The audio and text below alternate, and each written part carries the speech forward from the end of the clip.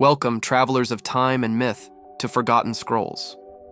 Tonight, we immerse ourselves in the true story of a different king, a young sovereign who ruled with unwavering courage, despite a destiny marked from childhood.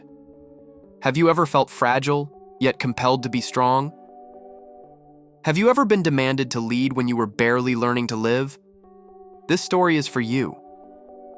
Baldwin was an adolescent king, marked by leprosy, who bravely faced armies, political manipulations, and an early death. In the very heart of the Crusades, while East and West clashed with swords, he stood firm on his sacred throne. A young man condemned by his body, yet revered for his unyielding spirit. This is his story, raw, historical, and profoundly human. Throughout this narrative, you will discover his childhood, the quiet unfolding of his illness, his unexpected coronation, his relentless battles against Saladin, his astute strategic decisions, the intricate court intrigues, and how, at barely 20 years old, he irrevocably shaped the destiny of Jerusalem in one of humanity's most intense eras. We will not sweeten the facts nor invent legends. We will recount what truly happened.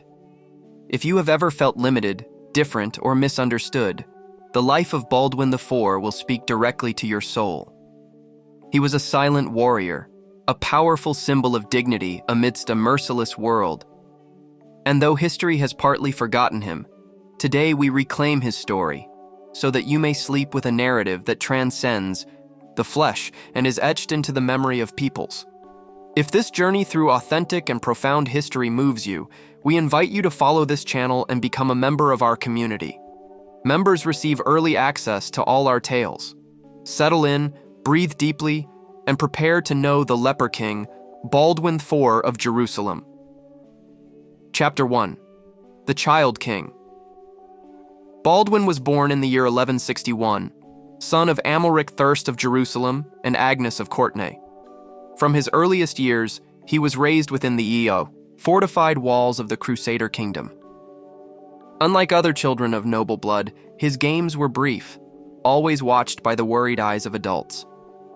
Though he laughed easily, his hands often felt nothing they touched.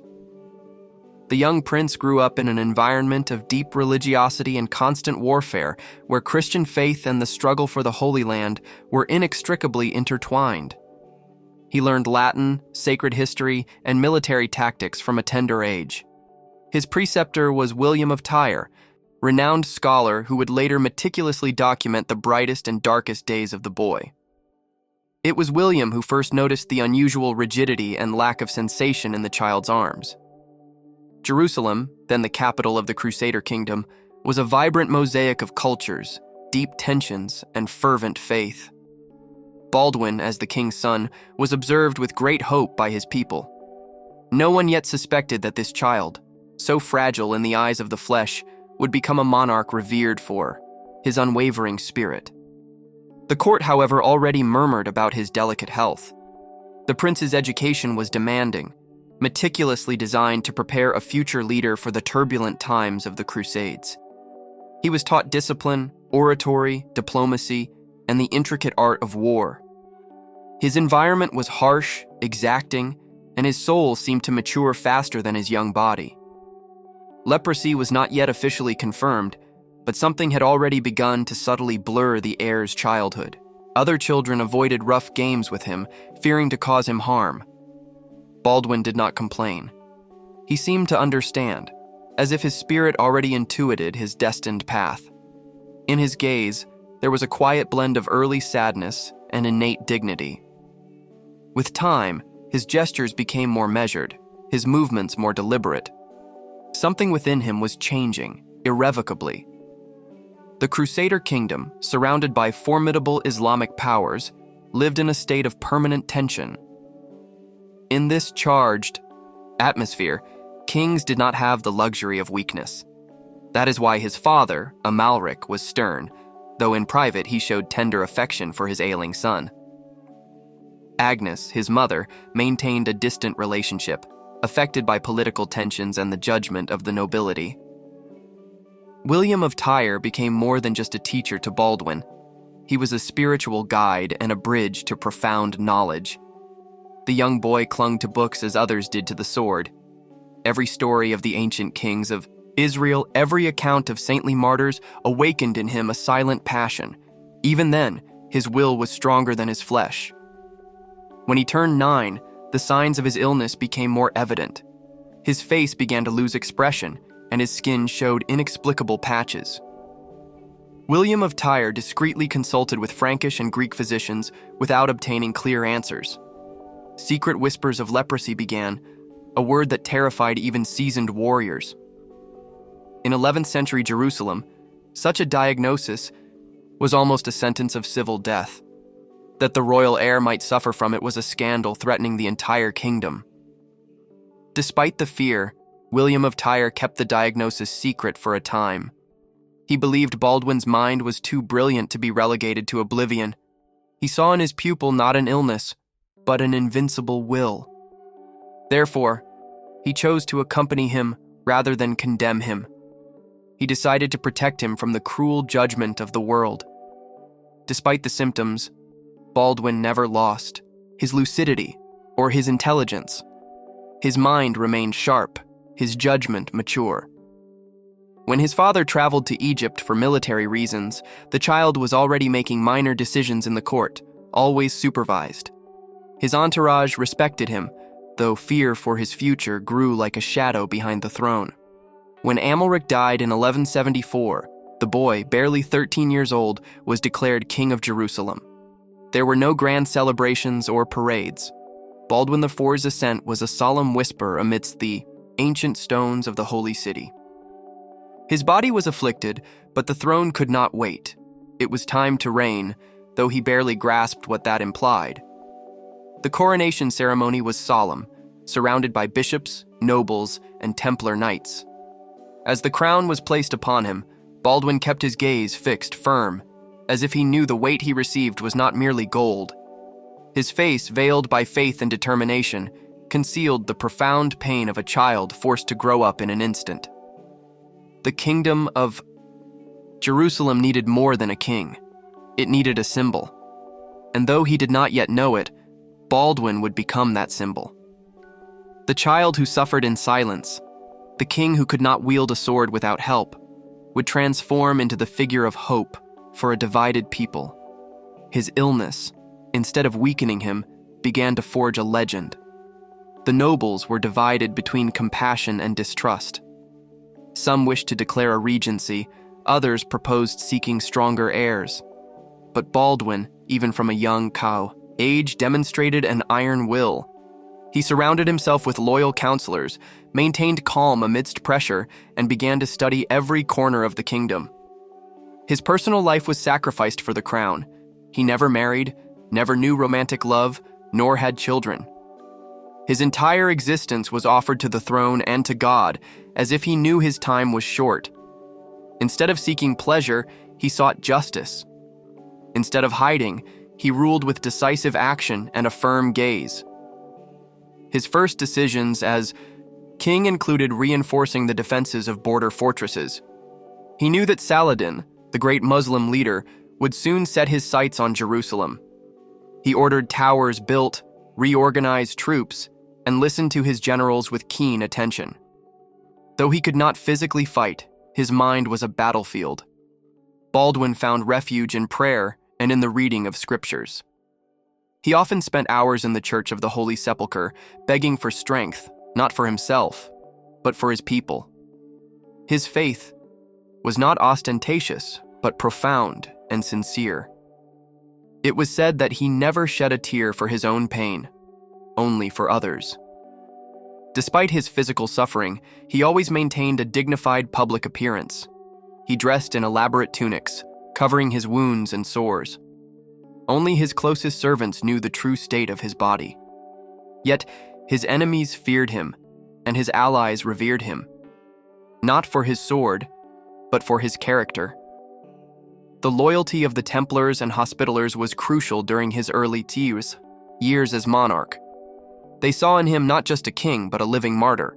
They protected his figure as if he were a sacred relic. And though rumors of his illness crossed borders, Few dared to openly challenge him. Foreign emissaries who visited expected to find a weak, sick child, but instead encountered a lucid young man with a firm voice and eyes burning with the passion of duty. The contrast between his damaged face and his ignited spirit left a profound impression. Many departed moved and astonished. His relationship with his mother, Agnes of Courtenay, remained distant. She sought to exert influence from the shadows, allying herself with certain ambitious nobles. Baldwin knew this, but preferred to maintain harmony, at least in appearance. His maturity prevented him from being swayed by personal vendettas. His ultimate goal was to preserve the kingdom. In private, the young king wrote letters and kept diaries where he expressed his pain and his doubts. Some fragments survived in the texts of later chroniclers. In them, one sees a child imprisoned in a failing body, yet with a soul burning with the strength of 100 crusaders. His life was suffering, but also a sacred mission. With each passing day, young Baldwin moved further from childhood. The throne hardened him, leprosy weakened him, and history watched him. Amidst conspiracies, external threats, and his own decaying flesh, the child king was no longer just a sick prince. He was the defender of Jerusalem. He was the future, though he did not yet know it. Chapter 2. The Unveiling of the Leper King. Leprosy did not arrive to Baldwin as a sudden, brutal wound, but as a silent shadow that quietly spread without warning. At first, there were only numb areas on his skin, subtle insensitivities that went largely unnoticed. But gradually, these regions became cold to the touch, unresponsive to pain, as if his very body began to abandon parts of itself. The kingdom's physicians, both Latin and Syrian, observed with growing concern the accumulating signs. Some suspected nervous paralysis, others blood diseases, but the wisest among them began to whisper a forbidden word: leprosy. In 11th century Jerusalem, such a diagnosis was almost a sentence of civil death. Leprosy was not merely a disease of the body, but of the soul, according to the prevailing view of the era. It was widely believed to be a divine punishment, a curse upon the sinner. In many kingdoms, lepers were banished, confined, or forced to wear bells to warn of their approach. That the heir to the throne might suffer from it was a scandal that threatened the very fabric of the entire kingdom. Despite the pervasive fear, William of Tyre kept the diagnosis a secret for a time. He believed Baldwin's mind was too brilliant to be relegated to oblivion. He saw in his pupil not a mere illness, but an invincible will. Thus, he chose to accompany him rather than condemn him. He resolved to protect him from the world's cruel judgment. The first marks on Baldwin's face were subtle. An eyelid that wouldn't fully close, a grayish tinge on his cheek, small ulcerations that refused to heal. Servants were ordered to maintain absolute silence, and physicians were commanded to exercise absolute discretion. Nevertheless, rumors soon began to filter through the court corridors. Baldwin himself noticed the changes in his body and needed no one to explain what was happening. Deep within, he knew he was suffering from something incurable.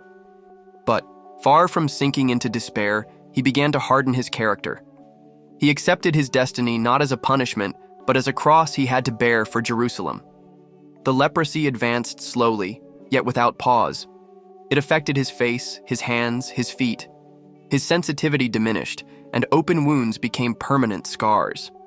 Still, he insisted on walking alone, holding audiences, appearing publicly with profound dignity. He never asked for pity, nor showed weakness before his people. The court lived in constant tension. Some nobles wished to declare him incapacitated and install a regency. Others suggested seeking a new heir. But Baldwin, though still young, was already a strategist. He knew his greatest weapon was his public image. He maintained regular appearances, dressed elegantly, and spoke with firm resolve. He became a powerful symbol of silent strength. In official portraits and documents, mention of leprosy was avoided. His face was idealized, as if art could erase truth. But visitors, who saw him, knew something was amiss. Still, they left the encounter filled with admiration. The king's dignity transcended the visible impression of his damaged skin. Baldwin became an expert at concealing his pain. He used discreet bandages, perfumes to mask the illness's odor, and fine gloves to hide his disfigured hands. Only his personal physicians knew the true extent of the damage, yet he insisted on continuing to govern, to make decisions, to present himself as the kingdom's unwavering protector. At night, he suffered in silence. The sores burned, his muscles failed, his body grew weary. Nevertheless, he refused to fully rest. He read spy reports, listened to ambassadors, and consulted defense maps. Amidst his agony, he pondered how to preserve Jerusalem more than how to save himself. Many chroniclers wrote of his resilience as if it were miraculous. How could a young man afflicted with leprosy remain lucid and determined amidst such pain? How could he face Saladin, plan alliances, resist conspiring nobles, all while his body slowly wasted away day by day? That was the profound paradox of his existence. The common people began to view him as a saintly figure. He was not a warrior king like Richard the Lionheart, nor a conqueror like his father. He was a reigning martyr, a living testament to faith, will, and resistance. In the streets of Jerusalem, prayers were offered for him as for a living saint, and many secretly revered him. Despite his growing fame, the leprosy did not abate. It began to affect his vision, his breathing, his ability to hold objects. Yet, he never abandoned his duties as monarch. He attended meetings shrouded in heavy tunics, his face covered by fine veils that disguised his wounds. He governed from a place of profound pain. His enemies knew he was ill, but they never underestimated him. Saladin, the great leader of Islam, deeply respected him. He was quoted as saying Baldwin was more fearsome in his wheelchair than many kings, on horseback. This mutual admiration between rivals only amplified Baldwin's legend, a condemned young man who nevertheless commanded immense respect. The Templars considered him a divine envoy. Although he could not bear a sword or armor, they protected him as if he were a sacred relic. Many of them saw in him the reflection of the suffering Christ. For them, his leprosy was not a misfortune, but a clear sign of sanctity. His proximity to the holy sites heightened this perception. Baldwin began writing letters to the kings of Europe, pleading for reinforcements and support. Though he never explicitly mentioned his illness, his writing style revealed the urgency of one battling against time itself. He knew his life would be brief, but he also knew he had to leave the kingdom standing for his successor. Rumors of his illness reached the Vatican, Constantinople, and Paris. Many believed the Crusader kingdom was on the verge of collapse, but those who visited Jerusalem found a king who was indeed weakened, yes, but profoundly lucid, present, and strong in spirit. A ruler who, despite the face of leprosy, possessed an intact soul. With the passing years, Baldwin's face became unrecognizable. He lost his eyebrows, his lips, his ability to express emotion. His eyes still shone, but his skin was a map of scars. Yet, he refused to wear masks or distance himself from his people.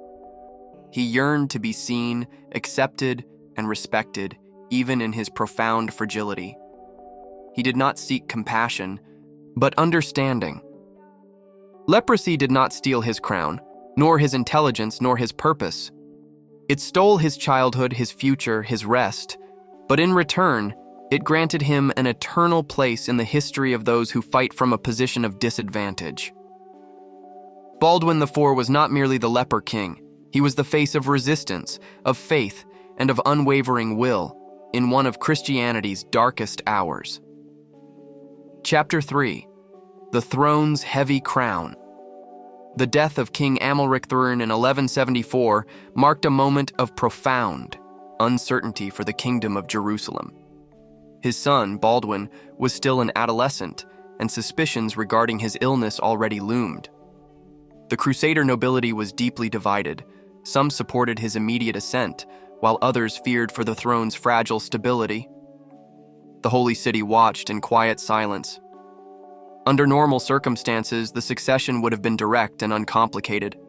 but Baldwin's precarious health posed uncomfortable questions. Some proposed temporary regencies, others advocated for handing the kingdom to a healthy relative. However, Amalric's testament was unequivocally clear. His son was to reign without intermediaries. It was William of Tyre who most fiercely defended Baldwin's right to the throne. His word, deeply respected by both clerics and nobles, carried immense weight in the council's discussions. He argued that even if the young man's body was ailing, his judgment was superior to that of many seasoned men. The throne could not be denied to someone simply due to their physical condition. The coronation was organized swiftly and with solemn dignity. In the Church of the Holy Sepulchre, the spiritual heart of the kingdom, Baldwin was anointed with sacred oil. He was 13 years old, his gaze serene, and his face already subtly marked by leprosy. Yet, he stood upright without trembling, as if the crown weighed less than his own hidden wounds. The ceremony was sober, yet charged with profound symbolism. The Templars formed a protective circle. The bishops prayed aloud. The nobles watched in quiet reverence. When the crown was placed upon his head, Jerusalem had a new king, one who inspired more doubts than certainties, yet who would soon transform into a legend. Baldwin IV accepted power with a complex mix of immense responsibility and quiet resignation. He knew his body would not accompany him for many years, but he would not permit that to weaken the kingdom. He gathered his most loyal counselors and began to study state affairs with an almost monastic dedication. The throne was now his entire life. His initial decisions were far from easy. He had to maintain a delicate balance between the military orders, the Western nobility, the local barons, and the church. Each group harbored distinct interests and veiled ambitions. Baldwin quickly learned to listen attentively, speak with prudence, and decide with firm resolve. External pressure was not long in coming. Saladin, already emerging as the undisputed leader of a unified Islam, watched Jerusalem with growing interest. He knew an adolescent, ailing king might seem an easy prey, but Baldwin would show no weakness, neither to allies nor to enemies. One of his first acts was to reinforce the northern and eastern borders. He ordered fortresses inspected, patrols reorganized, and garrisons rearmed. Although he could not physically lead the front lines, his strategic knowledge allowed him to visualize enemy movements. He delegated the sword, but he directed with his mind.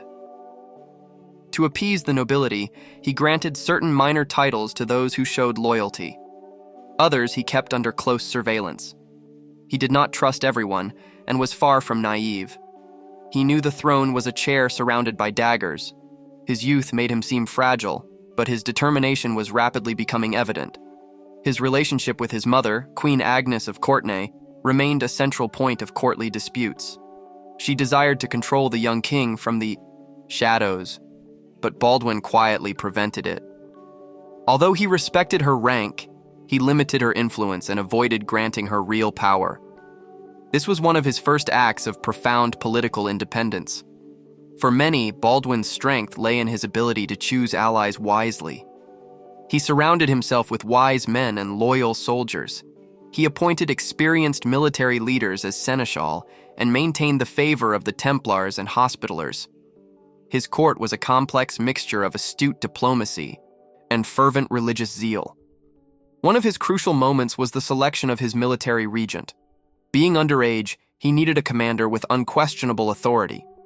He chose Raymond III of Tripoli, an experienced noble, though not without his own ambitions. With him, Baldwin shared governmental duties, always retaining ultimate control over all decisions. During his first year of reign, the kingdom did not descend into chaos as many had expected. On the contrary, it remained stable, vigilant, and well administered. Baldwin displayed an unyielding sense of duty. His daily dedication, even amidst his illness, was viewed with profound astonishment by those around him. Slowly, the people began to respect him. They called him the young saint, and many pilgrims journeyed to Jerusalem solely to behold him. It was highly uncommon for a king to appear ill yet firm, fragile yet wise. His figure inspired a complex blend of profound compassion and deep admiration. His enemies, both within and outside the kingdom, began to falter in their resolve. What if this leper boy was stronger than all of them? What if his illness was not a weakness, but a kind of divine shield? Internal conspiracies grew more cautious. No one wished to be the first to openly defy him. Baldwin understood that his power could not rest on his body, but on his image and his decisive actions. Therefore, he avoided isolation, participated in religious ceremonies, and maintained a visible presence in royal trials. His face, though scarred, was a potent symbol of resistance. His voice was soft, yet clear and firm. Emissaries from Europe arrived frequently, astonished by the young king's maturity. They expected to find an invalid confined to bed, but instead encountered a lucid, well-informed ruler, fully prepared to negotiate. Baldwin offered treaties, alliances, and promises of peace, but also stern warnings. During this period, he solidified his position as a ruler with profound vision. He invested in public works, reinforced hospitals, and permitted Western merchants to expand their presence in the Holy Land. Although his reign was young, his decisions had a lasting impact. The economy, defense, and faith remained united under his command. Though the following years would be marked by wars and suffering, Baldwin IV's ascent to the throne proved that illness could not deter the will of a true king. His governance began as a risky gamble, but it was steadily transforming into an example of leadership.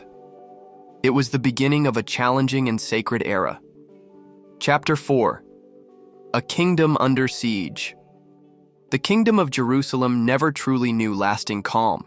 From its very frontiers to its sacred temples, everything was perpetually surrounded by menace. Under the reign of Baldwin IV, this pervasive tension became a constant, suffocating reality.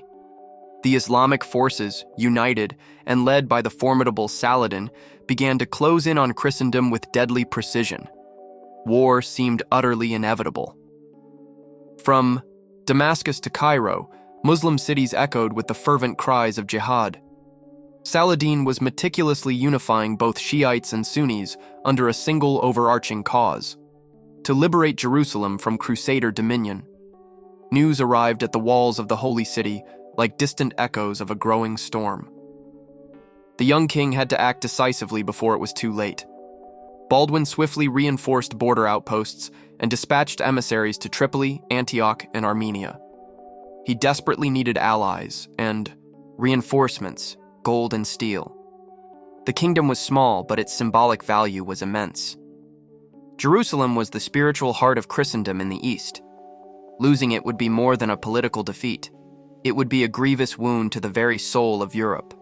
Trade routes began to suffer relentless attacks from bandits and hostile troops. Caravans were no longer safe. Pilgrims vanished in the vast desert. Baldwin responded by dispatching armed patrols, Templar escorts, and issuing exemplary punishments. But the enemy was cunning, and their attacks grew increasingly frequent. The siege was not merely military, it was also economic. Saladin systematically blocked supply routes, offered gold to traders, and infiltrated spies into the Christian court. Meanwhile, harvests became uncertain, and commerce dwindled. The populace began to fear a prolonged war. The atmosphere filled with palpable uncertainty. Yet, Baldwin maintained his profound composure. From his throne, he diligently followed every report, every movement on the maps. He could not walk long distances, but his mind effortlessly crossed frontiers. He ordered fortifications rebuilt and supply depots stocked with provisions. Leprosy ravaged his body, but the relentless pressure tempered his will. The Templars and Hospitallers intensified their rigorous training. Jerusalem quietly prepared to withstand an onslaught that would not be long in coming.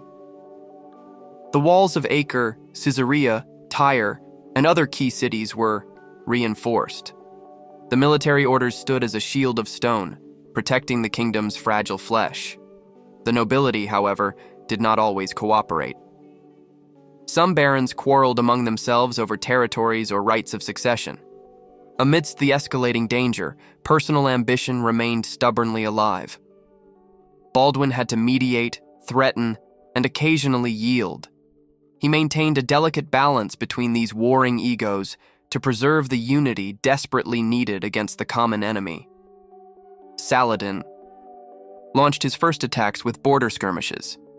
He burned villages, plundered monasteries, and captured minor fortresses. He was testing the Crusader defenses like a wolf assessing the flock's resistance. Baldwin responded with swiftness, dispatching mobile troops, reinforcing garrisons, and executing maneuvers that took the enemy by surprise. On several occasions, Saladin offered false truces, seeking to weaken Christian vigilance. Baldwin was not deceived. He rejected suspicious agreements. He preferred constant vigilance over illusory peace. He knew a miscalculated truce could cost the Holy City. His profound distrust became his strongest shield. Meanwhile, within the kingdom, the clergy promoted collective prayers and sacred processions. Divine intervention was sought, the favor of the saints. Relics were carried through the streets. The Holy Sepulchre was visited by thousands. The populace sought refuge in faith as the thunder of war drew closer each day. Diplomacy also played a key role in the defense.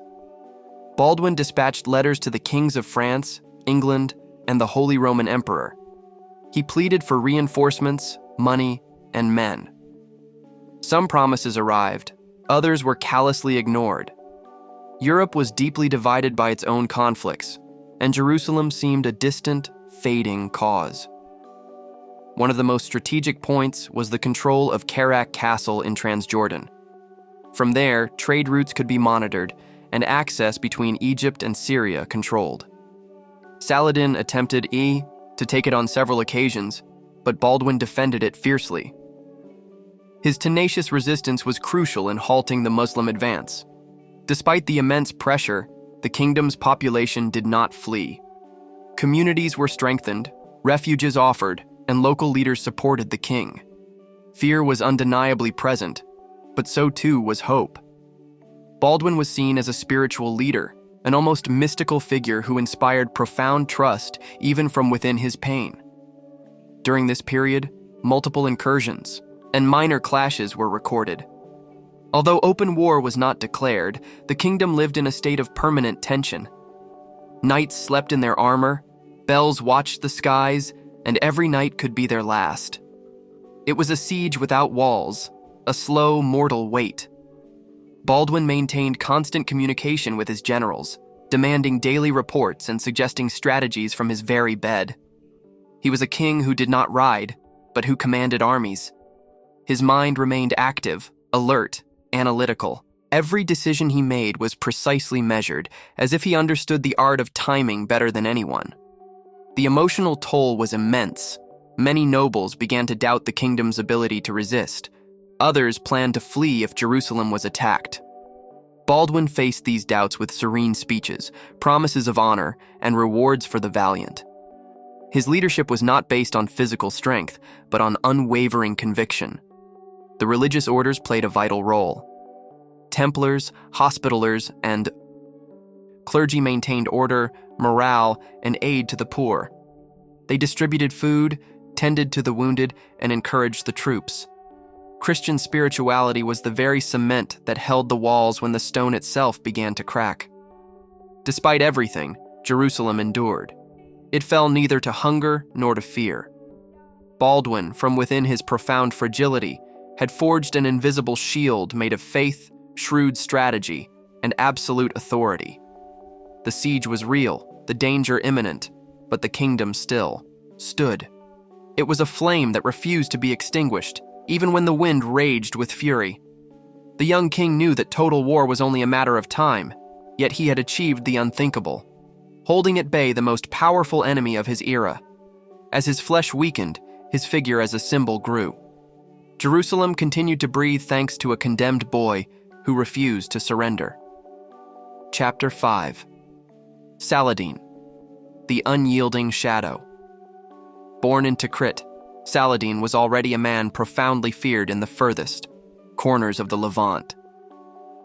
His ascent was as vertiginous as it was firm, a masterful blend of astute political cunning and fervent religious devotion. He was not merely a formidable warrior, but a visionary statesman who harbored the grand dream of unifying Islam. His gaze was fixed unswervingly upon Jerusalem, the sacred jewel then held under Crusader control.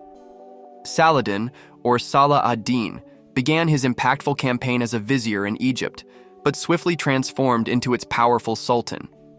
He dominated the Nile, extended his profound influence into Syria, and forged a vast Sunni empire stretching from Cairo to Aleppo. His objective was clear: to steadfastly resist the Crusaders and reclaim the Holy City, driven by honor, by faith, and by keen strategy. Baldwin intimately understood the formidable caliber of his adversary. He never once underestimated him. He knew that Saladin was not like other impulsive emirs. He was patient, meticulously calculating, and profoundly disciplined. He sought not merely military victory, but an enduring historical legacy. Jerusalem, for him, was both a potent symbol and an ultimate objective, a sacred point of spiritual equilibrium. These two men, so starkly different, found themselves locked in a mortal dance of unyielding will and unwavering faith. Baldwin, young and ailing, passionately defended every precious inch of the Holy Land. Saladin, mature and vigorous, advanced like an unstoppable, resolute wave. Destiny itself seemed to have chosen them to measure their wills in one of the noblest duels of the medieval era. Despite being sworn enemies, a palpable mutual respect existed between them. Saladin never spoke ill of Baldwin. Indeed, on occasion, he even expressed profound admiration for his courage and unwavering resolve. He recognized that he was facing a true leader, not merely a sick boy. Baldwin, for his part, never allowed himself the luxury of underestimating the Sultan's keen intelligence. In 1177, Saladin launched a massive offensive against the Crusader kingdoms. His army, composed of thousands of skilled horsemen and archers, crossed Gaza with the explicit intention of seizing Jerusalem. His goal was to crush the Crusader defenses before Europe could possibly react. He believed the young king would not withstand such an onslaught. But Saladin was met with a stark surprise. Baldwin IV neither fled nor hid. Despite his fragile condition, he mounted his horse, rallied his meager troops, and prepared for war. It was a desperate, profoundly heroic act. No one expected a leper king to take to the battlefield with such fierce courage. The clash between them became utterly inevitable. Although Saladin possessed overwhelming numerical superiority, the strategic cunning of the Crusaders and their tenacious resistance astonished him. On more than one occasion, the Sultan was forced to retreat. The war transformed into a complex game of chess, where each calculated move could signify either glory or utter downfall. For years, their encounters were manifold. Sometimes they clashed directly in combat, other times in tense, delicate negotiations. Saladin offered strategic truces, but Baldwin rarely accepted them. He knew that ceding time meant ceding precious territory. He preferred open conflict over a poisoned peace. The respect between them manifested even in their psychological warfare. Saladin never deliberately attacked hospitals or plundered churches. He maintained a code of honor that impressed even his enemies. Baldwin, in turn, ordered that Muslim prisoners be treated with respect. Both shared a vision of warfare that was notably less cruel than others. There were moments of extreme tension. On one occasion, Saladin laid siege to Kerak Castle during a royal wedding. Upon learning that Baldwin's sister was present, he ordered his forces to cease fire upon her chambers, an act of profound chivalry few would have displayed. The conflict was, at times, deeply tinged with humanity. Despite everything, Saladin did not surrender. He continued to attack weak points, relentlessly attempting to break the Christian defenses. He was tireless, like a storm that returns with every season. Baldwin resisted with unwavering tenacity, knowing that each victory was merely a brief pause. The war had no foreseeable end. The equilibrium was fragile. Neither leader achieved a definitive victory. Meanwhile, the population suffered. Fields were plundered. Cities lived in constant alert.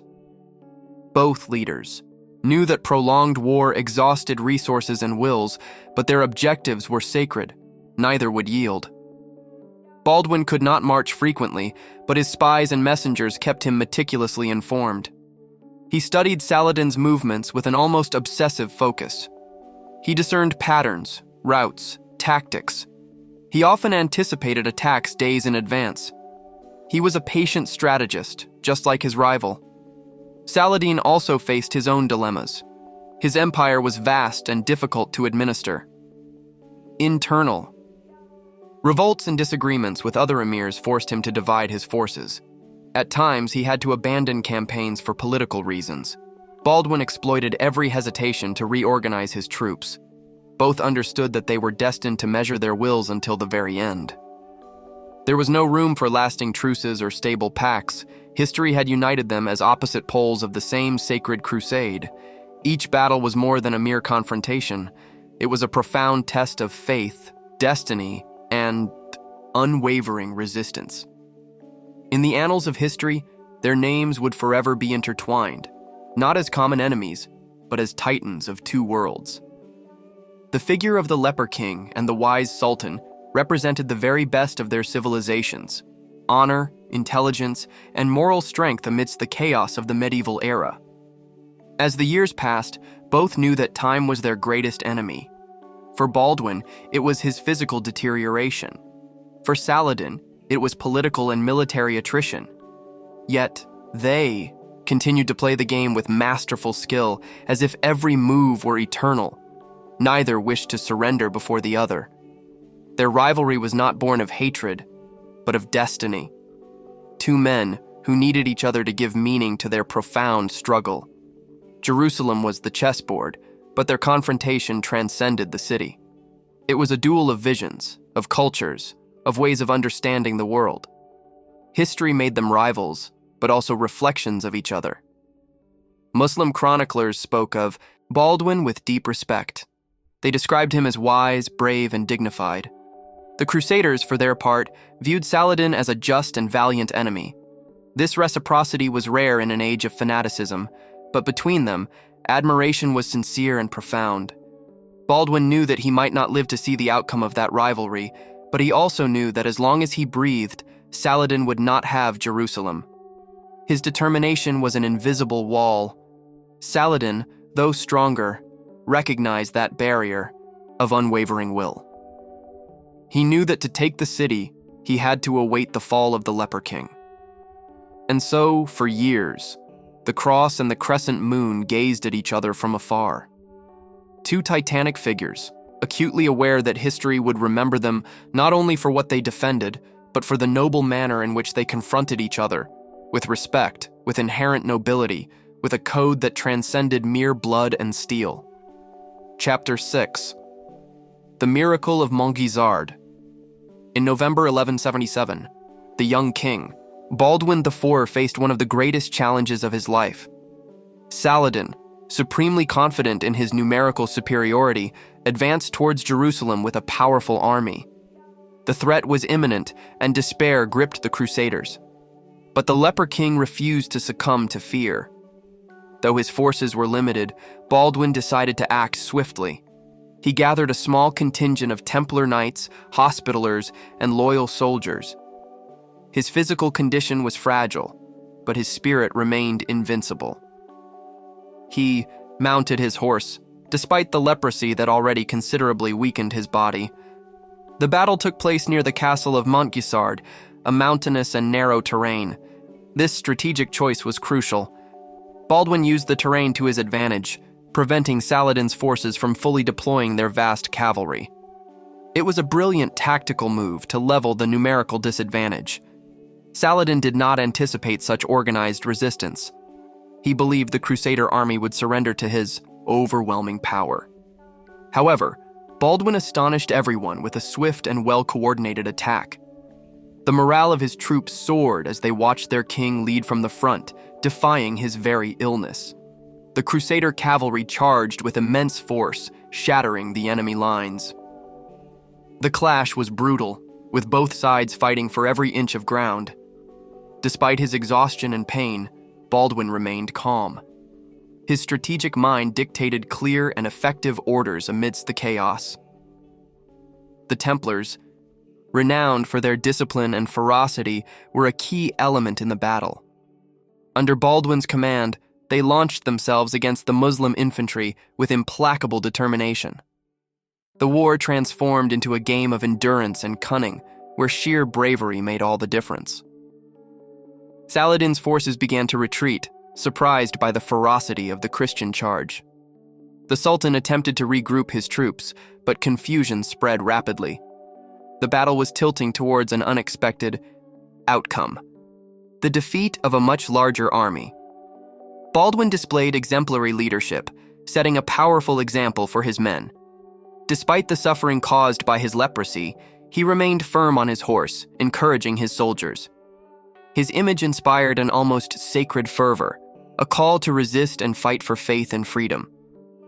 The Crusader forces pursued the retreating Muslims, inflicting considerable casualties. The victory was complete and decisive. News of Saladin's defeat at Montgisard spread rapidly, boosting the morale of Jerusalem and Europe. The young king had proven himself a worthy and audacious leader. For many, the battle was a miracle. An ailing king with few troops had vanquished a vast and well-trained army. This feat reinforced the legend of Baldwin IV, who was seen as chosen by divine providence. His figure transcended military history to become a myth. Saladin, though defeated, did not lose his composure. He recognized the Crusader king's skill and began to plan new strategies. His objective remained unchanged. Jerusalem had to fall, but not through desperation. Patience and tactics would be his future weapons. The battle marked a turning point in the wars of the Holy Land.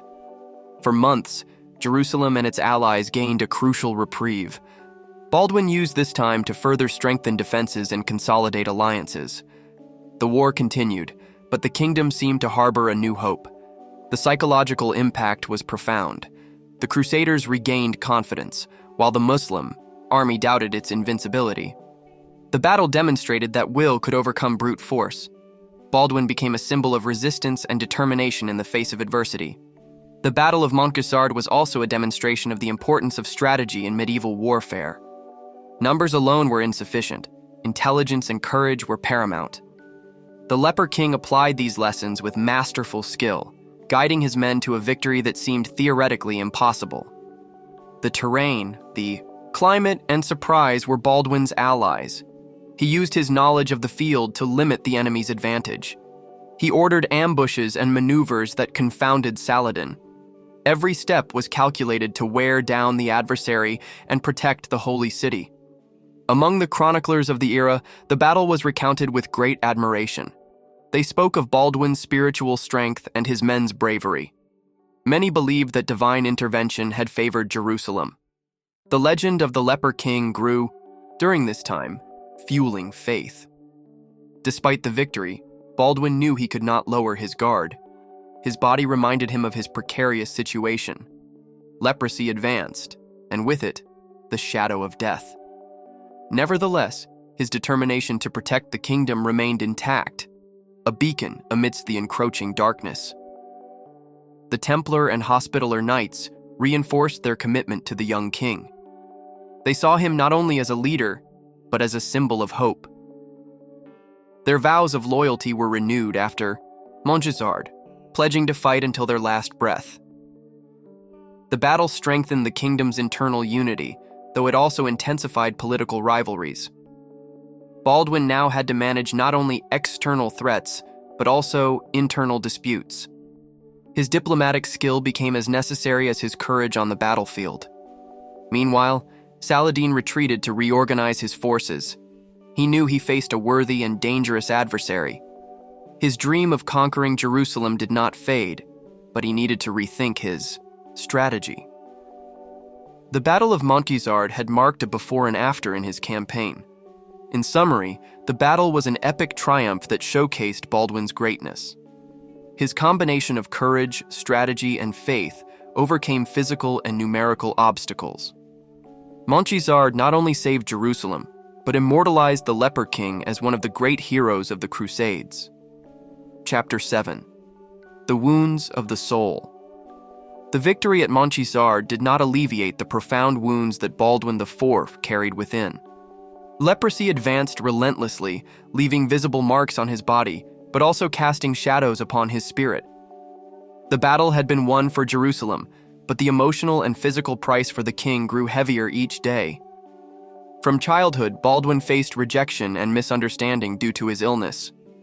Leprosy was feared and stigmatized, not only for its contagiousness, but for what it was believed to represent. The young monarch lived in isolation, acutely aware that his body was slowly betraying him while his responsibilities grew without pause. The physical pain was intense, yet the social isolation was even more so. The court often looked at him with pity or fear. The nobility doubted his ability to govern, and some conspired behind his back. Baldwin had to bear the double burden of the crown and the profound solitude imposed by his condition. Despite this, the king displayed admirable fortitude. He found refuge in his unwavering faith and in his solemn duty to Jerusalem. The illness, instead of breaking him, tempered his character. Each day was a battle against his own body, yet his mind and heart remained firm in the sacred mission that history had assigned him. Leprosy affected not only his appearance, but also his mobility and strength.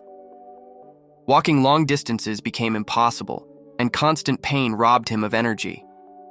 Nevertheless, Baldwin insisted on appearing in public, on setting an example. His image inspired respect and admiration despite the disease that consumed him. In private, profound sadness often enveloped him. There were moments when despair seemed to gain ground. Loneliness intensified in the quiet of the night, when the illness revealed itself in its full, cruel reality. Baldwin battled his own thoughts, striving not to lose hope. The internal struggle was as fierce as those he waged on the battlefield. The awareness of his own mortality always accompanied him. He knew he would not have a long or peaceful reign. The fragility of his body contrasted sharply with the strength of his spirit, creating a duality difficult to bear. His counselors attempted to shield him from excessive stress, advising him to rest. But Baldwin refused to yield. He felt that his people and his kingdom depended on him. His duty transcended personal suffering. This unwavering determination transformed him into a living symbol of resistance and profound sacrifice. The king also faced the gnawing fear of succession. Without children and with his health deteriorating, the kingdom's future hung by a thread. Baldwin understood that his fight was not only against Saladin, but against the uncertain destiny that awaited Jerusalem after him. His inner circle was small and loyal. Few could see the man behind the king, among them his mother and a few faithful nobles. They bore witness to his hidden suffering and his daily fortitude. Emotional support was vital for Baldwin, who rarely displayed his weaknesses in public. The diseases of the era offered few effective remedies. Leprosy, in particular, was incurable. Court physicians attempted various treatments, from ointments to medicinal baths, but nothing halted its relentless advance. This impotence only increased the monarch's frustration. Baldwin also had to contend with social rejection. Leprosy was viewed as a divine punishment or a curse. His public image was affected, but he fought fiercely against that stigma. He presented himself as a king, not a victim.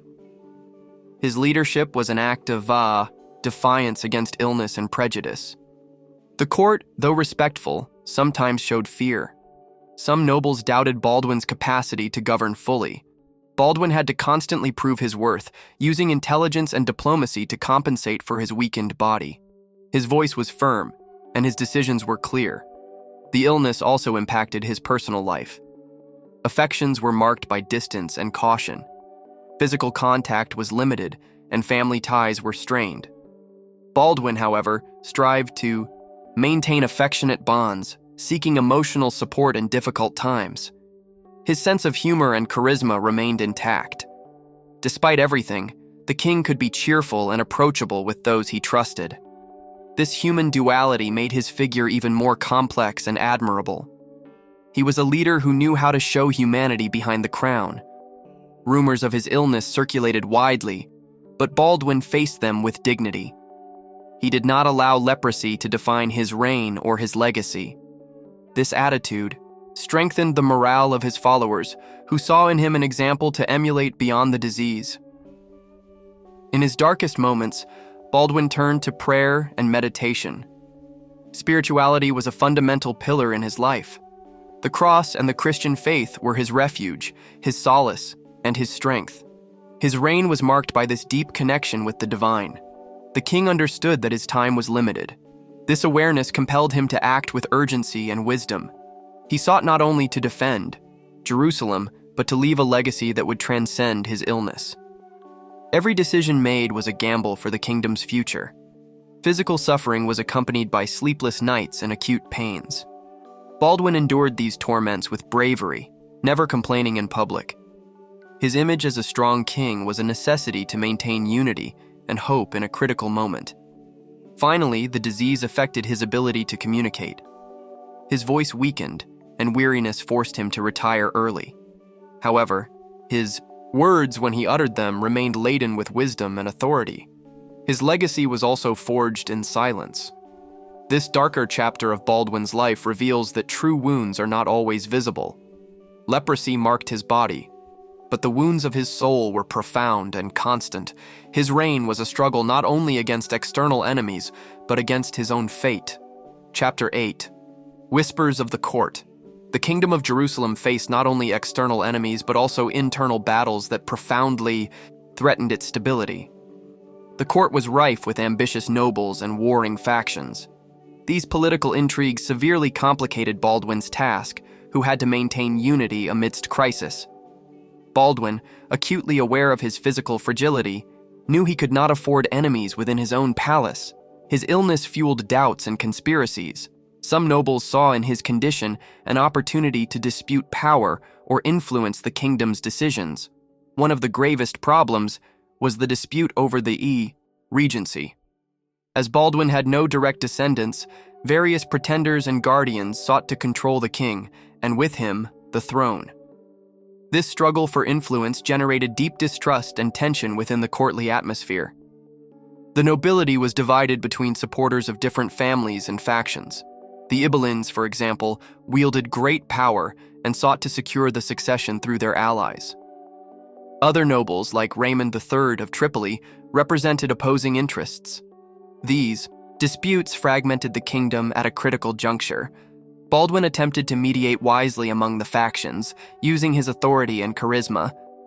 However, his limited health placed him at a disadvantage. His ability to impose order diminished over time. Diplomacy became a vital tool to avert internal conflicts. Furthermore, the court was rife with rumors and deep-seated distrust. It was feared that some noble might conspire with Saladin or even negotiate with him for their own ends. This pervasive paranoia heightened tension and hindered the cooperation necessary for the kingdom's defense. Baldwin knew he had to protect Jerusalem not only with his sword, but with his political intelligence. Therefore, he strengthened alliances with the Templar and Hospitaller Knights, who constituted a significant military and political power within the kingdom. Their support was fundamental to maintaining equilibrium. His relationship with his mother, Queen Agnes, was also marked by tensions. She exerted influence over the young king, and some nobles distrusted her intentions. Baldwin had to balance filial affection with political prudence, preventing his family from becoming a source of conflict. In parallel, the clergy played a significant role in the court. Bishops and archbishops defended orthodoxy and sought to maintain faith as the axis of unity, but they could also be actors in intrigues, aligning themselves with different factions or promoting their own interests. Baldwin's inner circle included loyal counselors who attempted to shield him from conspiracies. His minister, Jocelyn III of Courtenay, was a faithful ally, but even he had to navigate carefully in the sea of conflicting interests. Politics in Jerusalem was as perilous as any battlefield. These intrigues affected not only the powerful, but also the populace and the kingdom's administration. Political uncertainty impacted security, the economy, and the morale of the population. Jerusalem, a sacred city, desperately needed stability to resist Saladin's growing threat. During Baldwin's reign, court tensions escalated. There were attempts at coups d'état, secret alliances, and betrayals that jeopardized the continuity of the government. The young king had to remain vigilant and strong despite his pain and weakness. His illness further complicated matters. Some nobles doubted Baldwin's capacity to govern, fueling rumors about his imminent death. This incentivized machinations to control power before the inevitable end of the Leper King. Baldwin responded to these threats with diplomacy and decisive action. On occasion, he made tough decisions to neutralize opponents and protect his allies. His firmness was crucial to maintaining unity, but it also generated enmities that would last beyond his reign. The young monarch also utilized his prestige as a military hero to strengthen his authority. The victory at Montgisard had elevated his image and gave him leverage to command respect. However, he knew that politics was a dangerous terrain where physical strength alone was insufficient. At the same time, the influence of European crusaders grew in the court. Foreign nobles arrived with their own ambitions, creating new dynamics and tensions. Baldwin had to manage these pressures and balance local and international interests. The constant pressure affected his mental health. Although he was strong, the weight of the crown and internal betrayals caused him profound worry and sadness. Moments of solitude became more frequent, and the king sought refuge in prayer and reflection. Intrigues also affected the kingdom's defense. Distrust limited military and administrative cooperation. Baldwin strove to prevent internal politics from undermining Jerusalem's capacity to resist external attacks. On occasion, tensions reached critical points with direct confrontations between factions. However, the king's figure acted as a brake, preventing these internal struggles from escalating into civil wars. Baldwin exercised his authority with a firm and just hand. The young king was aware that his reign was marked by these internal struggles. History would remember not only his battle against Saladin and leprosy, but also his ability to maintain unity amidst political chaos. Finally, despite the difficulties, Baldwin managed to keep Jerusalem standing. Intrigues were a constant, but his intelligence and character allowed him to navigate them. This period demonstrated that the true battle was not only fought in the field, but also in the corridors of power. Chapter 9. The monarch's solemn decisions. Baldwin constantly faced momentous decisions that would irrevocably shape Jerusalem's destiny. His deteriorating physical condition did not diminish the immense responsibility he keenly felt resting upon his shoulders. Every single choice bore profound consequences for the ongoing war and for the internal stability of the kingdom. The defense of the frontiers was a constant, paramount priority. Baldwin had to decide where to deploy his limited military resources. Saladin's threat was persistent, and his formidable army was perpetually in motion, constantly seeking weak points to exploit. The king had to anticipate and react with swift precision. One of the most delicate decisions was the appointment of regents and guardians for the kingdom's uncertain future. Baldwin knew he would not live long and had to ensure a stable succession. He carefully chose trustworthy individuals, though this naturally generated conflicts within the court. The young king also had to skillfully manage diplomatic relations with other Christian and Muslim states. Baldwin understood that war was not fought solely with swords, but also through alliances and treaties. Negotiating was as vital as fighting on the battlefield. Baldwin chose to maintain a firm stance against Saladin, refusing to yield territories or show weakness. However, he also sought opportunities for temporary pacts that would allow a crucial respite. These negotiations were complex and demanded considerable political acumen. A crucial decision was the order to reinforce the fortifications of Jerusalem and other key cities. Faced with constant threat, the king promoted the construction of more resilient walls and the modernization of defenses. This helped prepare the kingdom for future offensives. Baldwin also had to resolve disputes among nobles and clerics. Maintaining internal unity was fundamental for the kingdom's survival. On several occasions, he personally intervened to mediate conflicts that could weaken the realm against external enemies. The king proved implacable with those who conspired against the kingdom's stability. He ordered arrests and punishments for nobles who prioritized personal interests over the common good. This firmness strengthened his authority, though it also generated resentments. Another relevant decision was the selection of military commanders. Baldwin entrusted capable and loyal leaders such as Raymond of Tripoli and William of Tyre. Their unwavering support was fundamental for coordinating campaigns and maintaining discipline among the Crusader troops. Baldwin fostered unity among the military orders, who often harbored internal rivalries. He incentivized cooperation among Templars, Hospitallers, and other forces for a common front. This temporary alliance was essential for confronting Saladin's relentless attacks. The administration of the kingdom also demanded daily decisions. The young monarch supervised tax collection, the maintenance of public order, and justice. Despite his illness, he remained informed and actively involved in governance. Baldwin understood the vital importance of propaganda and symbolism in maintaining morale. He ordered religious celebrations and public acts that exalted the Crusaders' faith and valor. These actions strengthened the spirit of resistance in difficult times. The king also had to manage pressure from the European nobility, who hoped to seize control of the Holy Land. Baldwin negotiated with dignity and cunning to preserve local sovereignty, avoiding the imposition of external influences that could weaken the kingdom. Decisions regarding succession became an urgent matter. Baldwin designated his nephew Baldwin IV as his legitimate heir. But this choice was controversial.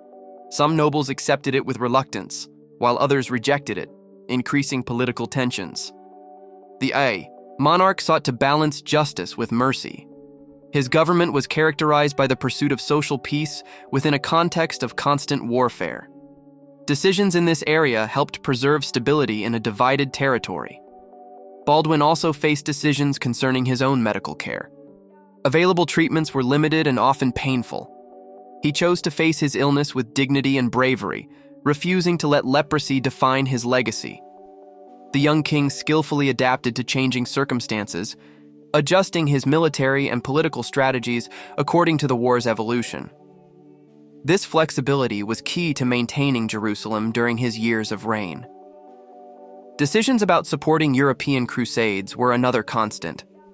Baldwin promoted the arrival of reinforcements and resources, seeking to consolidate a common front against the Muslim advance.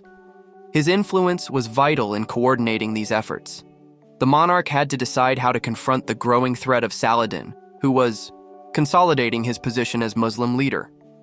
Baldwin chose to resist and face the danger directly, without ceding territory or prestige. Ultimately, Baldwin's decisions reflected a king keenly aware of his destiny and Jerusalem's uncertain future.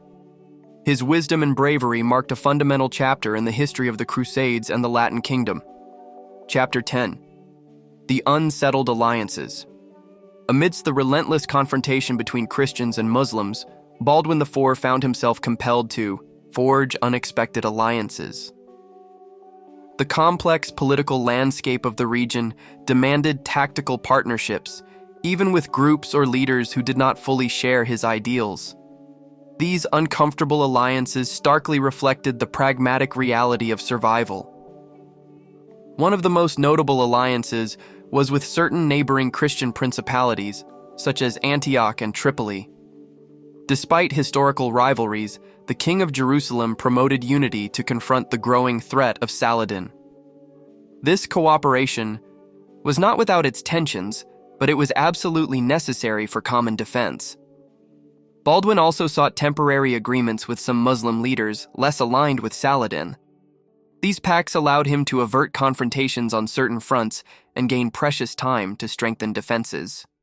However, these agreements generated distrust among his own subjects. The pragmatism of the Leper King led him to prioritize the kingdom's stability above rigid ideological stances. He knew that without these supports, Jerusalem could not withstand Saladin's military campaigns. Politics, therefore, demanded difficult sacrifices and concessions. Among the most controversial alliances was his collaboration with certain independent Muslim emirates. These pacts, though temporary, were viewed by some as betrayals or signs of weakness.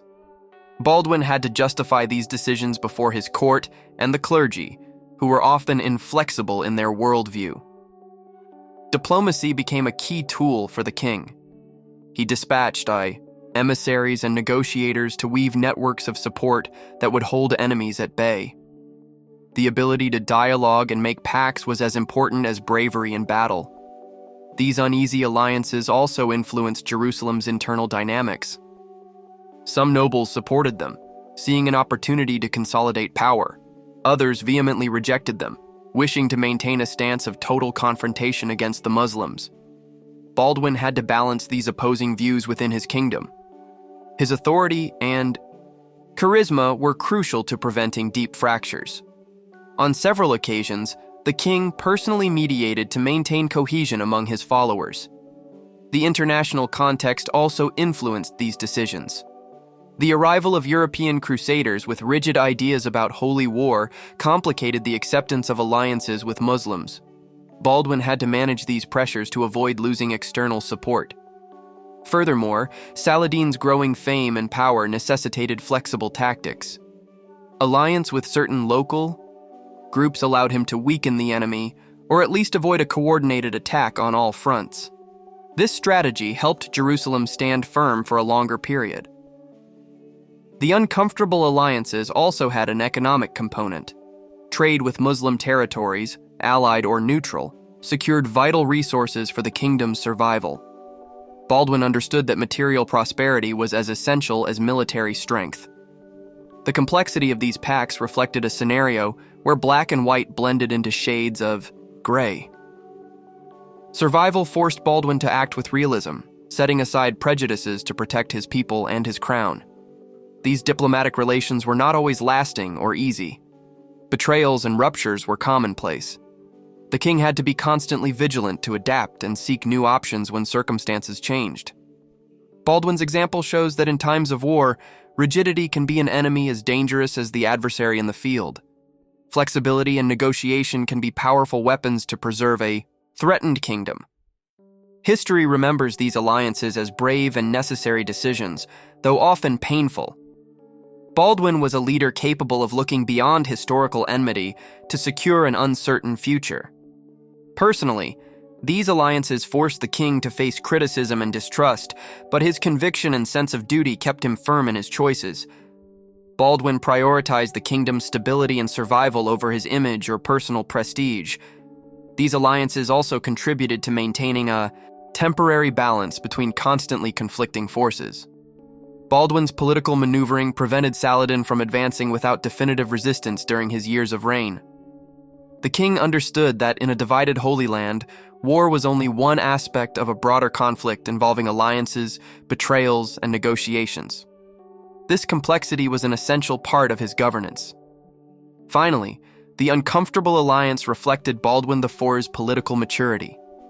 His ability to negotiate amidst adversity left a significant mark on the history of the Kingdom of Jerusalem. Chapter 11. The Brief Respite. The final years of Baldwin IV's reign were marked by a fragile peace, tenuously sustained within a kingdom relentlessly threatened by powerful enemies. Despite his debilitating illness, the king valiantly struggled to maintain political and military stability in Jerusalem. These days represented the twilight of a turbulent period. The truce between the Crusaders and Saladin was maintained through delicate negotiations and temporary alliances. Although the war had not ceased entirely, both sides carefully avoided major confrontations, seeking to strengthen their respective positions. This equilibrium was inherently unstable, yet absolutely essential. Baldwin shrewdly sought to utilize this time to rebuild and reinforce his kingdom. He invested heavily in economic recovery, in the meticulous repair of city walls, and in administrative reorganization. The city of Jerusalem and its surrounding areas desperately needed to recover to withstand future onslaughts. The king also concerned himself deeply with the succession and the meticulous education of his nephew, Baldwin V. He knew that the crown would pass to young hands, and that his own legacy would depend on the strength of his chosen heir. The boy's preparation was a paramount priority to ensure the continuity of governance. During these days, the court experienced a relative calm, though underlying tensions never truly dissipated. The king's health remained a constant source of profound worry for all. Leprosy advanced, steadily weakening his body, increasingly limiting his public appearances and his capacity to actively govern. Baldwin strove to maintain high morale among his subjects and soldiers. He organized religious ceremonies and acts of faith that powerfully reinforced the spirit of unity. Religion played a fundamental role in social cohesion and in motivating resistance against adversity. The military, orders, Templars, and Hospitallers maintained an active role during these years. Their unwavering loyalty and iron discipline were crucial to maintaining the kingdom's defense. Baldwin profoundly valued their support and integrated them fully into his political and military strategy. The young monarch faced each day with immense bravery and dignity. Although his physical strength waned, his spirit remained indomitable. His illness prevented him from witnessing the culmination of his efforts, but his unwavering example inspired all who surrounded him. In the diplomatic sphere, relations with European powers continued to be a significant challenge. The arrival of reinforcements was slow and limited, hindering Jerusalem's ability to expand its influence or reclaim lost territories. A sense of isolation began to settle in. Intrigues in the court reappeared with renewed force, driven by the king's evident physical weakness.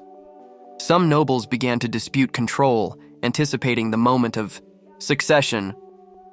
Baldwin fought fiercely to contain these disputes and preserve the kingdom's unity.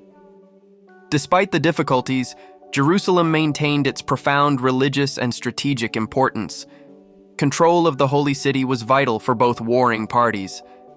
Baldwin understood that his kingdom was a key point in the relentless struggle between East and West. The king strengthened his relationship with the church, seeking crucial moral and spiritual support.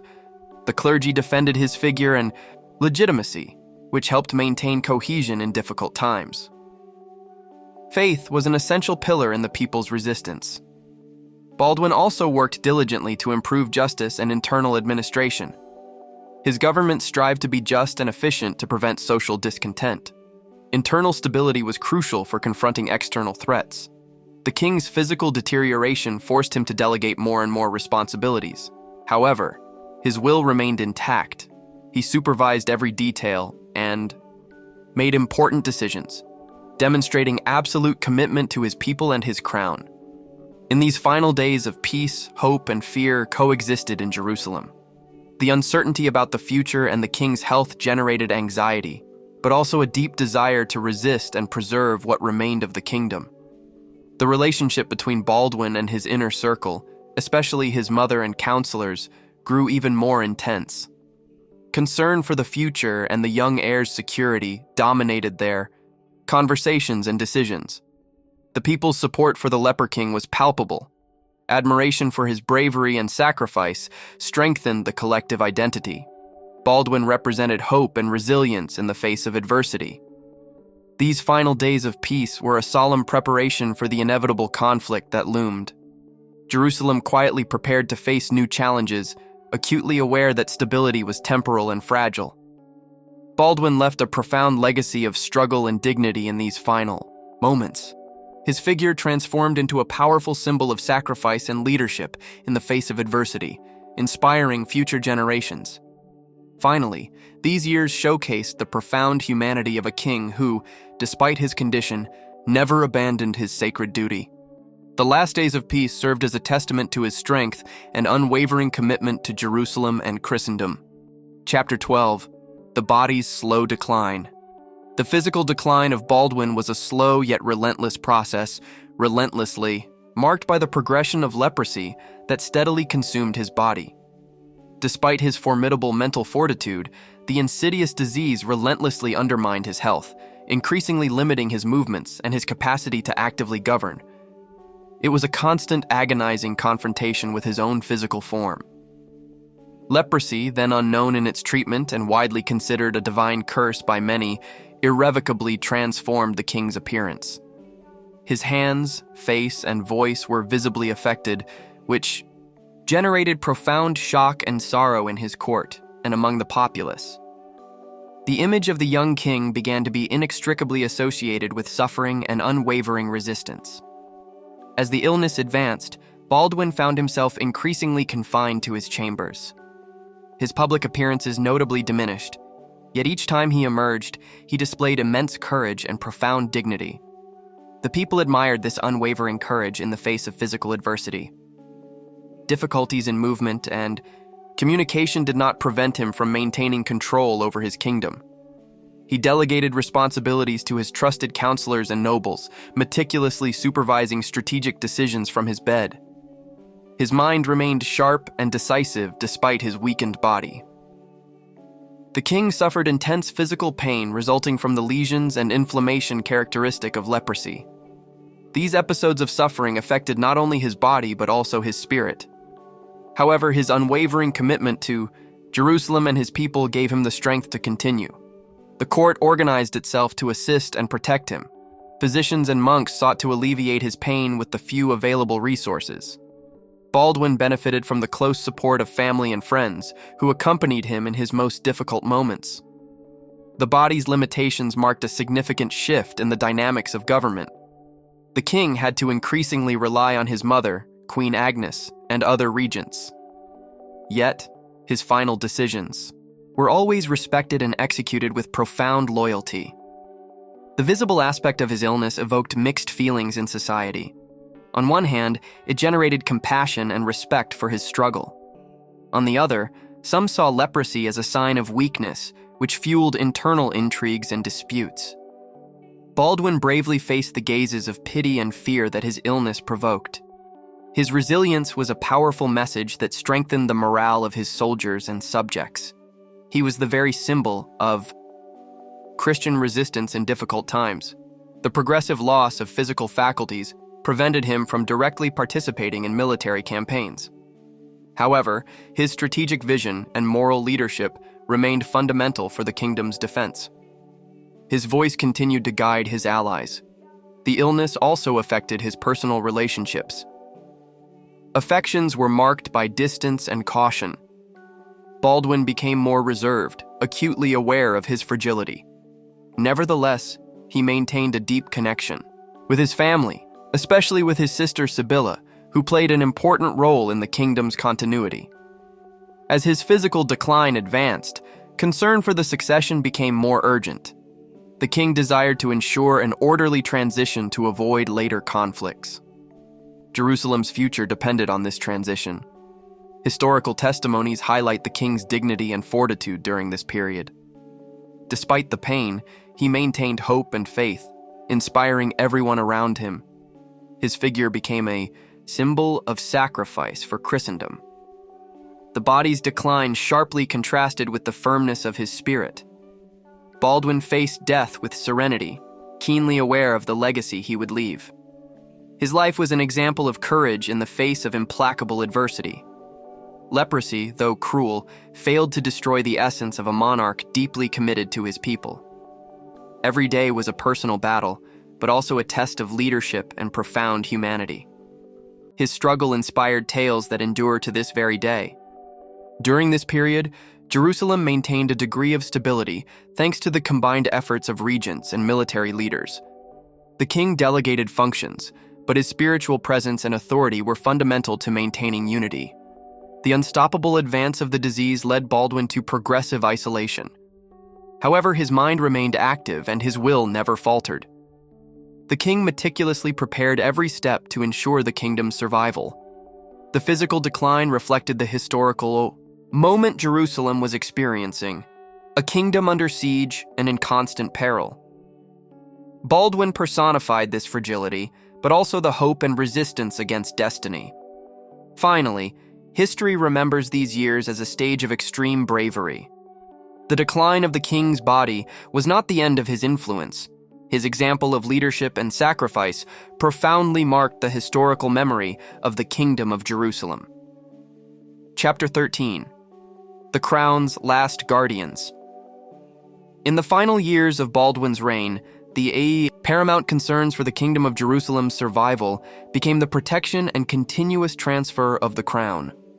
Due to the relentless progression of leprosy, the young king was compelled to delegate a significant portion of his power and trust to a select group of loyal guardians and counselors.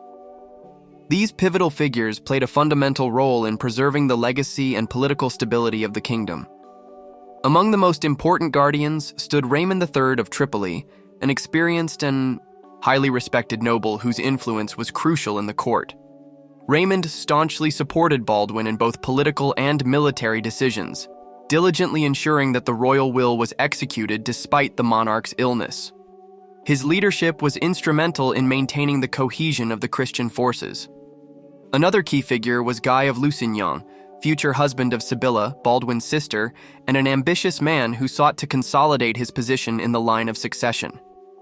Guy was a controversial figure in the court, often generating tensions between various nobles and the local aristocracy, yet his presence was indispensable for sustaining the crown after the Leper King's inevitable death.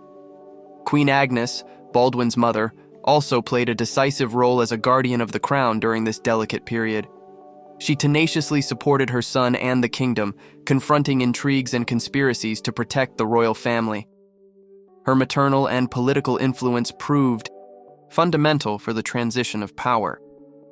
The young Baldwin V, Baldwin IV's nephew, was proclaimed heir and designated king under tutelage during the final stage of the Leper King's reign. His tender age necessitated that the regency be assumed by a series of guardians and counselors, tasked with protecting his rights and preparing him for the throne amidst complex and perilous circumstances. The military orders, especially the Templars and Hospitallers, played a protective role both on the battlefield and in internal politics. These religious warriors served as the staunch defenders of Jerusalem, and their unwavering loyalty to the king and the Christian cause ensured the defense of territories threatened by Saladin's Muslim forces. Amidst disputes and tensions, the group of guardians had to contend with ambitious nobles, rival factions, and the ever-present external threat. Jerusalem's stability hinged on their ability to maintain order and prevent the kingdom's fragmentation in the face of the monarch's evident physical weakness. The relationship between the guardians of the crown and the church was also fundamental. The Patriarch of Jerusalem and other ecclesiastical leaders exerted strong influence to preserve the government's unity and legitimacy. Religion was an essential pillar in the kingdom's political and social structure. During this period, the court experienced moments of intense intrigue and conspiracy. Some nobles attempted to exploit the king's illness to increase their power, while others sought to protect the throne from external influences. Internal diplomacy became a delicate and crucial art for the kingdom's survival. Baldwin displayed profound trust in his guardians, delegating responsibilities, yet maintaining spiritual and strategic control. His ability to inspire loyalty and respect was decisive in keeping a constantly imperiled kingdom united. Loyalty was the very bond that sustained the crown. The preparation of the heir and dynastic continuity were central concerns for the guardians. They knew that future stability depended on an orderly transition and the support of the nobility and the church. Therefore, they worked to prevent confrontations that could further weaken the kingdom. The balance between royal authority and the power of the guardians was complex. Some of them, driven by their own ambitions, pressured to influence politics and military decisions, generating internal conflicts that jeopardized governmental cohesion. Popular support for the Leper King and his guardians was a factor that contributed to maintaining the regime's legitimacy. Baldwin's figure, a symbol of bravery and sacrifice, united the populace around the crown and encouraged resistance against enemies. The guardians also had to confront Saladin's pressures, as he sought to exploit the situation to advance his conquests. The defense of Jerusalem and its surroundings depended on the coordination between military and political leaders within the kingdom. In this context, the figure of Sibylla, Baldwin IV's sister, gained prominence. Her marriage to Guy of Lusignan and her position as future queen transformed her into a central axis for ensuring the succession and dynastic continuity. Her political influence grew significantly. The Guardians worked to strengthen alliances with European powers and secure the arrival of reinforcements. International cooperation was fundamental for the kingdom's survival, although aid arrived slowly and sporadically, increasing pressure on local defenders. Diplomacy played a vital role in maintaining temporary peace with Saladin and preventing open conflicts that the weakened kingdom could ill afford. The Guardians negotiated truces and agreements to buy time and prepare defenses. The legacy of these Guardians transcended Baldwin's life. Their tireless work allowed Jerusalem to resist for a longer period, and their influence shaped the kingdom's destiny in the subsequent years. They were the backbone of the government in critical times. History remembers these men and women as the custodians of hope and stability. In a moment of crisis, their loyalty and dedication were essential to uphold the crown and preserve the memory of a brave king who faced adversity with profound dignity. Finally, the chapter of the Guardians is also a powerful lesson about the importance of collective leadership in times of great fragility. Without them, Baldwin's legacy would have vanished sooner, and Jerusalem's fate would have been even more tragic. Chapter 14. The Leper King's Enduring Legacy. Baldwin IV left a profound and complex legacy for the Kingdom of Jerusalem, indelibly marked by his unwavering bravery and the profound tragedy of his illness. His reign, though brief and plagued by relentless physical suffering, stood as a potent symbol of enduring resistance against almost insurmountable adversities. History remembers his struggle as a raw act of courage and unyielding determination. Baldwin's figure became a true benchmark for his contemporaries and for generations yet to come.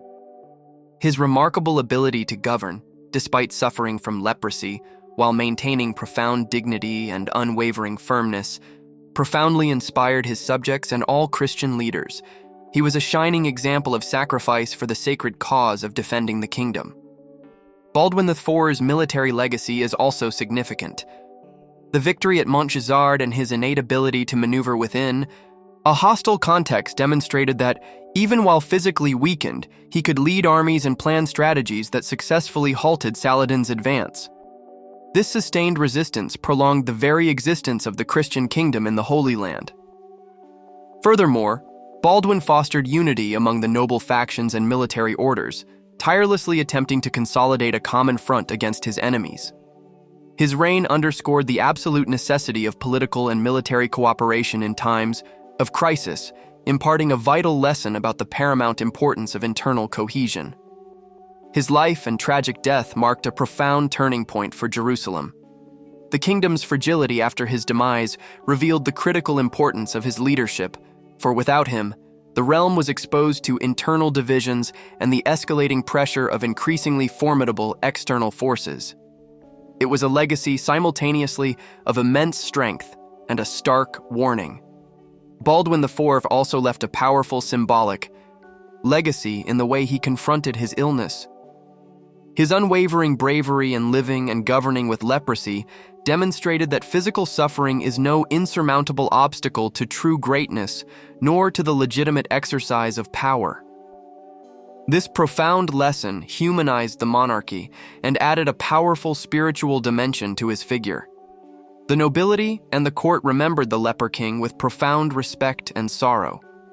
His life represented the eternal struggle between light and shadow, between faith and fragility, and his memory remained vibrantly alive in the collective consciousness of Jerusalem for years.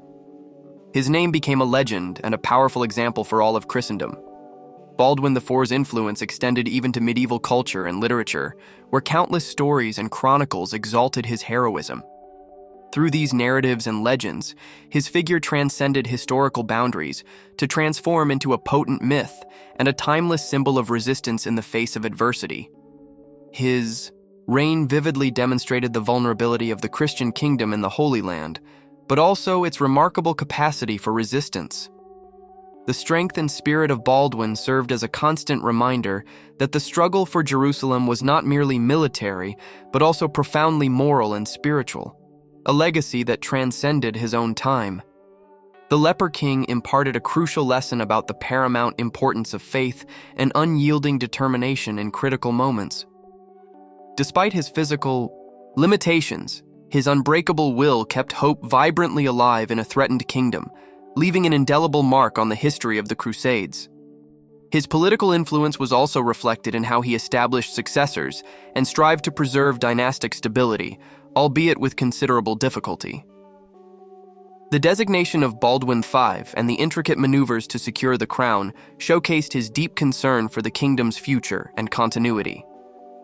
Baldwin IV also powerfully defied the perceptions of weakness often associated with his illness. By governing with unwavering firmness and immense bravery, he demonstrated that power does not reside solely in physical strength, but in the profound ability to inspire and lead with keen intelligence and resolute courage. His reign was an era in which Christianity and politics became deeply intertwined. Baldwin IV skillfully navigated this complex relationship, utilizing religion as a vital pillar to strengthen his government's legitimacy and his people's unity. The legacy of the Leper King had repercussions in international relations. His figure influenced European perceptions of the situation in the Holy Land, awakening interest and support for the Crusader cause, though often insufficiently to alter the course of events. The memory of Baldwin IV has been preserved in monuments and historical chronicles that celebrate his life and reign. These sources contribute to keeping his legacy alive, highlighting not only his personal struggle, but also his profound impact on medieval history. His example of leadership in extreme circumstances has inspired historians, writers, and the general public for centuries.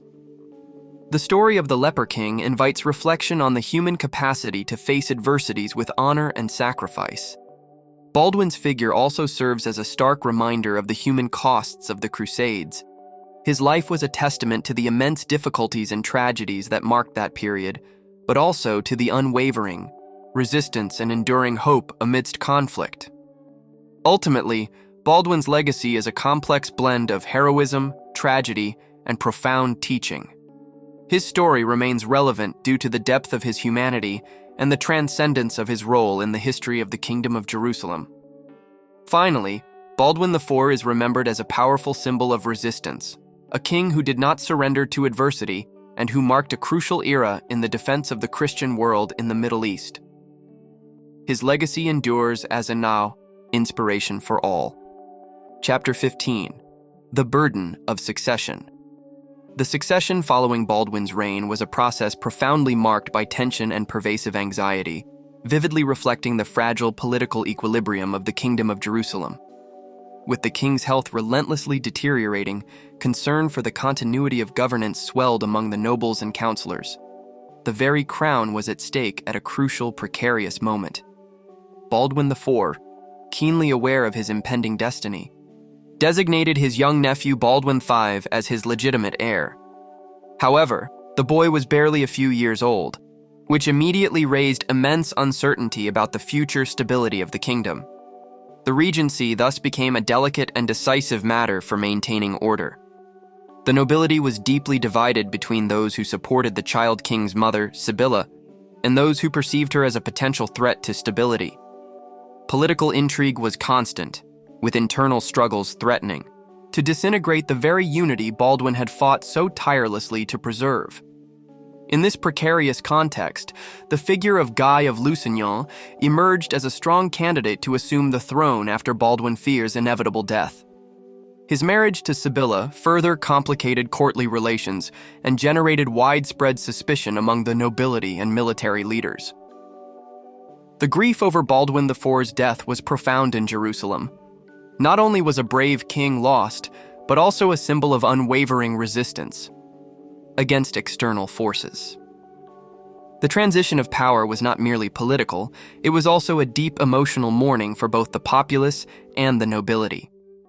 Raymond III of Tripoli's regency was an attempt to maintain control and stability during Baldwin IV's minority.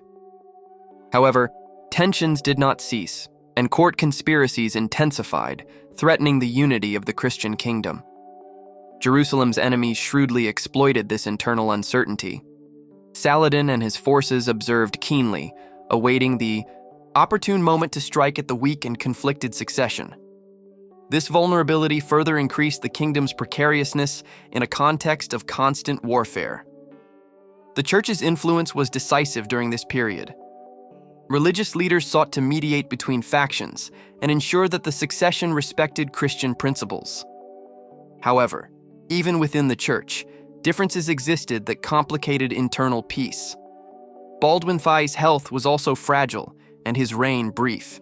His premature death left the kingdom without a clear heir, escalating the succession crisis and creating a dangerous power vacuum. Despair grew among those who feared the kingdom's collapse. Internal tensions led to rebellions and divisions, further weakening the Christian position in the Holy Land. Loyalty to the new king was not unanimous, and discontent grew among the nobles and knights who had faithfully served Baldwin IV. The conflicted succession accelerated the kingdom's political and military deterioration. The lack of strong, unified leadership translated into defeats and territorial losses against the Muslim forces commanded by Saladin, who seized every opportunity to advance. Attempts to stabilize the kingdom after the succession proved fruitless. Power struggles and internal conflicts undermined Jerusalem's defensive capacity, jeopardizing the very existence of the Christian kingdom in the region. Guy's figure became increasingly questioned, and his reign was marked by a lack of support and legitimacy. The crown that Baldwin had striven to protect through his hereditary designation became a source of deep conflict and profound divisions. The succession conflicts also affected the morale of the populace and the troops. Uncertainty about the future discouraged those defending Jerusalem, while enemies grew stronger in their conviction of an imminent victory. The alliance between Sibylla and Guy was viewed by many as a betrayal of Baldwin IV's legacy. Nostalgia for the Leper King and his firm leadership contrasted sharply with the perceived weakness of the new government, increasing popular and noble discontent. This period of sorrow and disunity was crucial for the Kingdom of Jerusalem's ultimate fate. The lack of clear, strong leadership opened the doors to the fall of important fortresses and the gradual loss of territorial control. The conflicted succession was a political and human tragedy. Baldwin's death and his successor's inability to maintain the Shia kingdom's unity and defense symbolized the end of an era of resistance and the beginning of decline. Finally, the pain of succession reflects the eternal challenge of medieval kingdoms: to maintain power against human fragility and rival ambitions. Jerusalem's history at this moment is a dramatic example of this reality.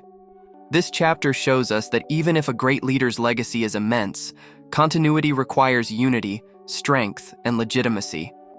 Without these elements, even the bravest kingdom can fall victim to its own internal weakness.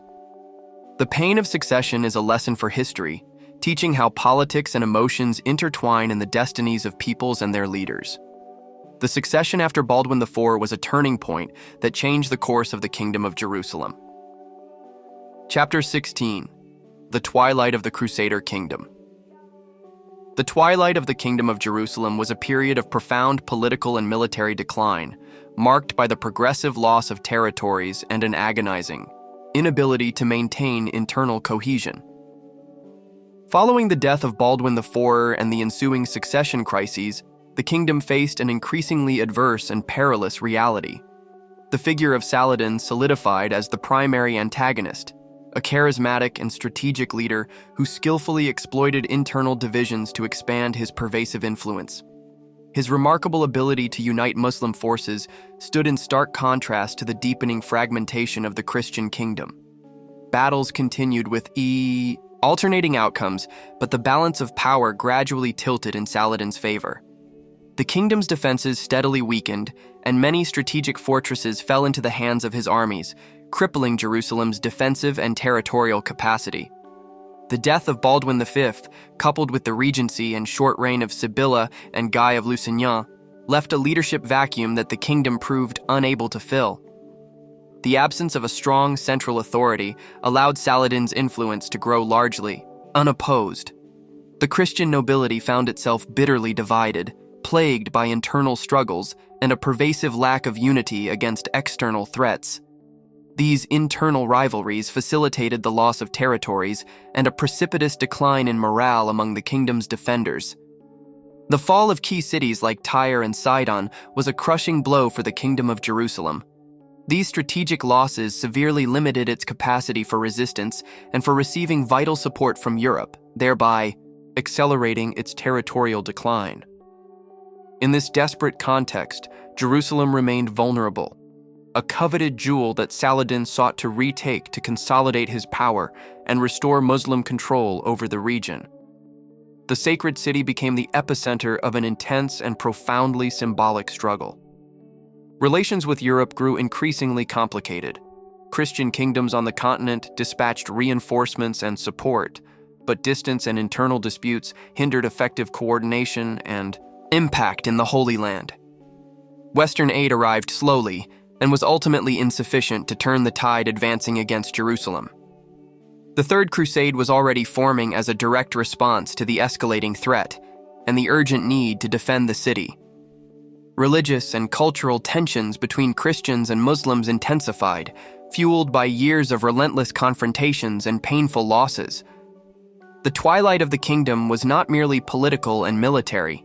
It was a profound clash of civilizations and deeply held beliefs. The last Christian rulers faced enormous challenges in maintaining the kingdom's defense and administration. Their resistance was heroic, but tragically limited by internal weakness and the constant pressure from enemy forces. Jerusalem prepared for a decisive siege that would determine the fate of the city and the kingdom. Hope and fear coexisted among its inhabitants, keenly aware of the historical and spiritual significance of the moment. The Christian kingdom in the Holy Land lived its final years with a poignant blend of bravery and despair. Internal and external forces shaped an inevitable end for a kingdom that had bravely resisted for almost 2 centuries. Accounts from this period reflect sacrifices, betrayals, and desperate struggles for survival. The protagonists were acutely aware that the twilight also signified the end of an era, an irreversible shift in the region's balance of power. The loss of Jerusalem in 1187 was a symbolic and real blow that marked the end of Christian dominion in the city. Saladin entered triumphantly, irrevocably changing the political and religious map of the area. This momentous event triggered the Third Crusade, a desperate attempt to reclaim the Holy City and halt the Muslim advance. The Crusade mobilized great European leaders and thousands of warriors willing to fight for faith and land. The twilight of the Christian kingdom teaches the paramount importance of unity and internal strength in the face of external threats. Fragmentation and internal conflicts accelerated its fall, a stark reminder that a kingdom is sustained as much by its internal cohesion as by its borders. This chapter reflects how political decisions, alliances, and conflicts profoundly influenced Jerusalem's ultimate destiny. The story of its decline is a powerful lesson about the fragility of power and the critical importance of cohesion. The city and its kingdom passed into the hands of new rulers, but the memory of its glory and fall endures as a testament to medieval history. The struggle for Jerusalem remains a powerful symbol to this very day. Chapter 17. Echoes in the Third Crusade. The Third Crusade emerged as a direct response to the profound loss of Jerusalem in 1187, an urgent call to reclaim the Holy City. It was a crucial moment where European Christian kingdoms were compelled to regroup and organize a massive military campaign. The call resonated throughout the entire West, mobilizing kings, nobles, and countless soldiers. Among the most prominent protagonists were Richard the Lionheart of England, Philip II of France, and Frederick I Barbarossa, Emperor of the Holy Roman Germanic Empire. Each leader, though driven by their own interests and motivations, was united under the banner of the cross and the shared mission to reconquer the Holy Land. This crusade would be remembered for the sheer grandeur of its campaigns and the intricate political complexities that surrounded it. Frederick Barbarossa was the first to depart for the Holy Land, leading a formidable army. However, his sudden death in the Salef River severely weakened morale and scattered a large portion of his troops. This dealt a heavy blow to the crusade, as the absence of his leadership left a vacuum that was difficult to fill in the field.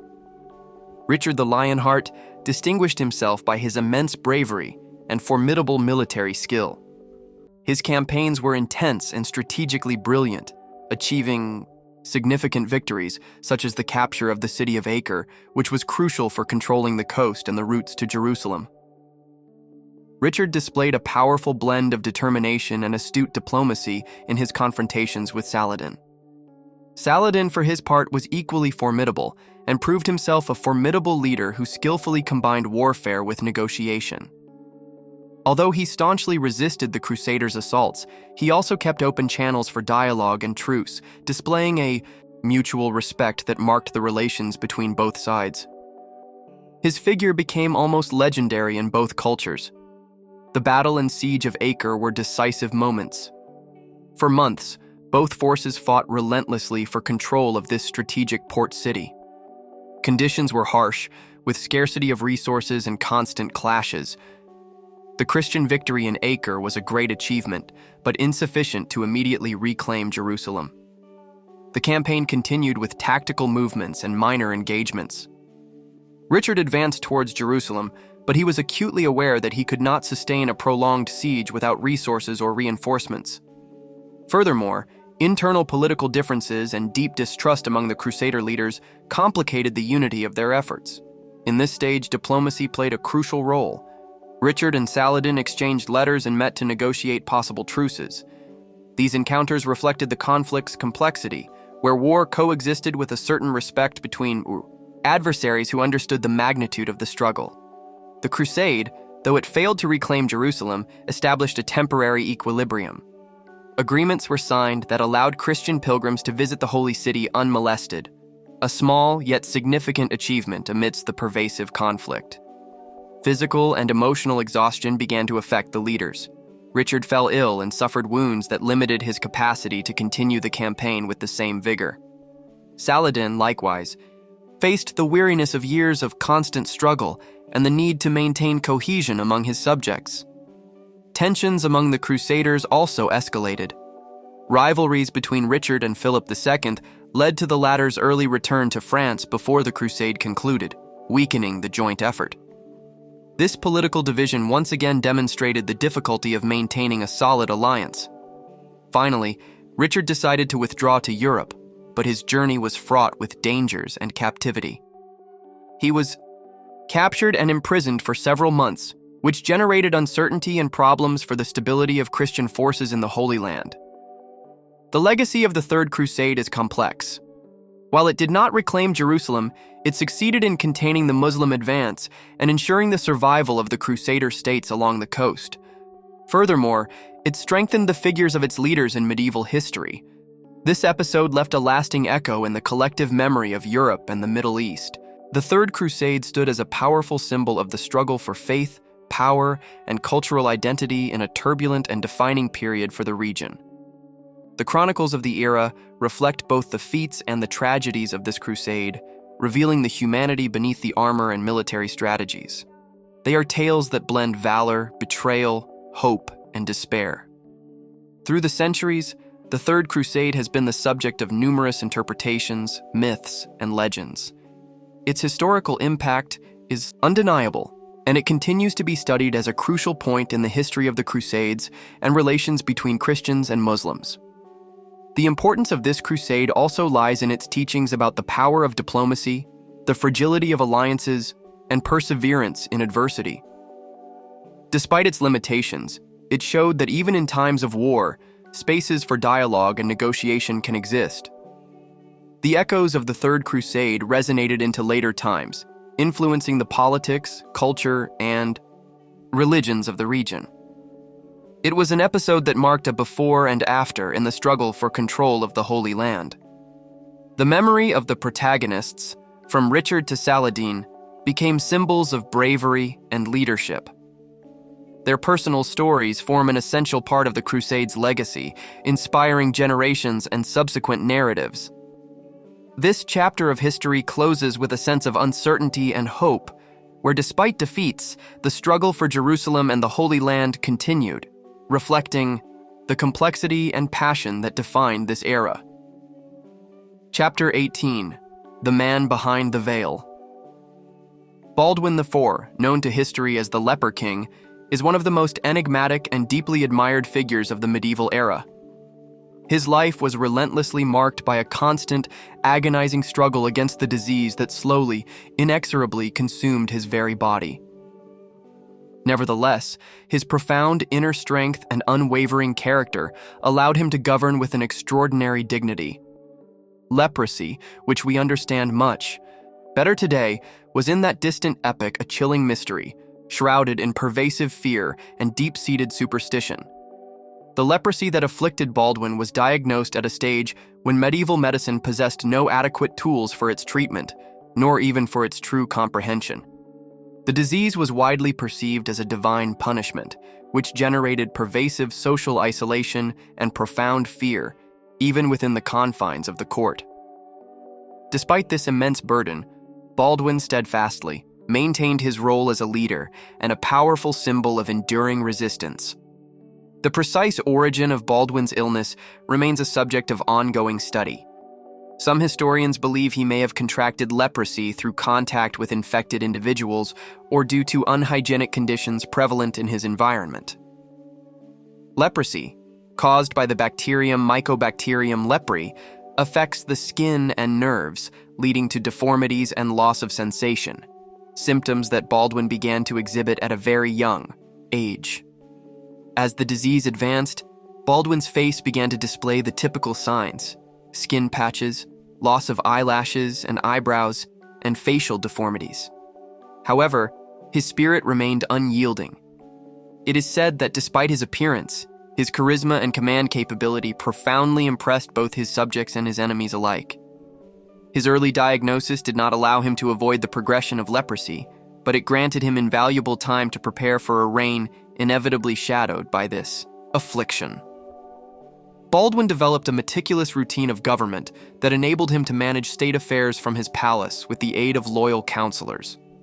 His unwavering determination not to be perceived as a weakened figure served as a powerful example for many. The illness affected not only his body, but also his emotional life. It is believed that the isolation and social stigma caused him profound internal conflicts. However, his deep faith and powerful sense of duty kept him steadfast. He was keenly aware that his reign coincided with a time of great peril for Jerusalem, and he could not afford the luxury of yielding to adversity. Baldwin skillfully utilized his condition as a symbol of profound sacrifice and unwavering dedication. His deteriorating body stood in stark contrast to his sharp mind and acute spirit, earning him the deep respect and profound admiration of his subjects. For them, he was the living embodiment of valor and hope, even amidst illness and physical decline. His capacity to lead while suffering profoundly generated myths and legends that transcended his own era. He was portrayed as a valiant king who defied death and whose will surpassed the limits of his ailing body. These narratives contributed to building his image as a tragic yet profoundly dignified hero. Leprosy did not prevent Baldwin from participating in military affairs, although in a limited capacity. He delegated tasks, but he was always present at decisive moments, demonstrating that his commitment to defending his kingdom was absolute. His bravery on the battlefield, despite his physical limitations, is a powerful testament to his fortitude. In the court, his illness generated both compassion and fear. Some nobles questioned his capacity to govern, while others showed profound loyalty and a fierce willingness to protect him. This duality reflected the complexity of the social perception of leprosy in that era. Baldwin's medical figure, though historical, has also been re-examined in modern times with scientific advancements. Retrospective studies suggest he may have suffered from a less aggressive form of leprosy, which could explain his longer survival and full mental functioning for years during his reign. However, the visible progression and contemporary accounts confirm the suffering he endured. His illness profoundly influenced political and military decisions, forcing him to rely heavily on his counselors and to meticulously prepare a clear succession. The fragility of his body starkly contrasted with the firmness of his mandates, creating an intriguing dynamic in the governance of the Crusader kingdom. Baldwin became a powerful symbol of resistance against the cruelest adversity.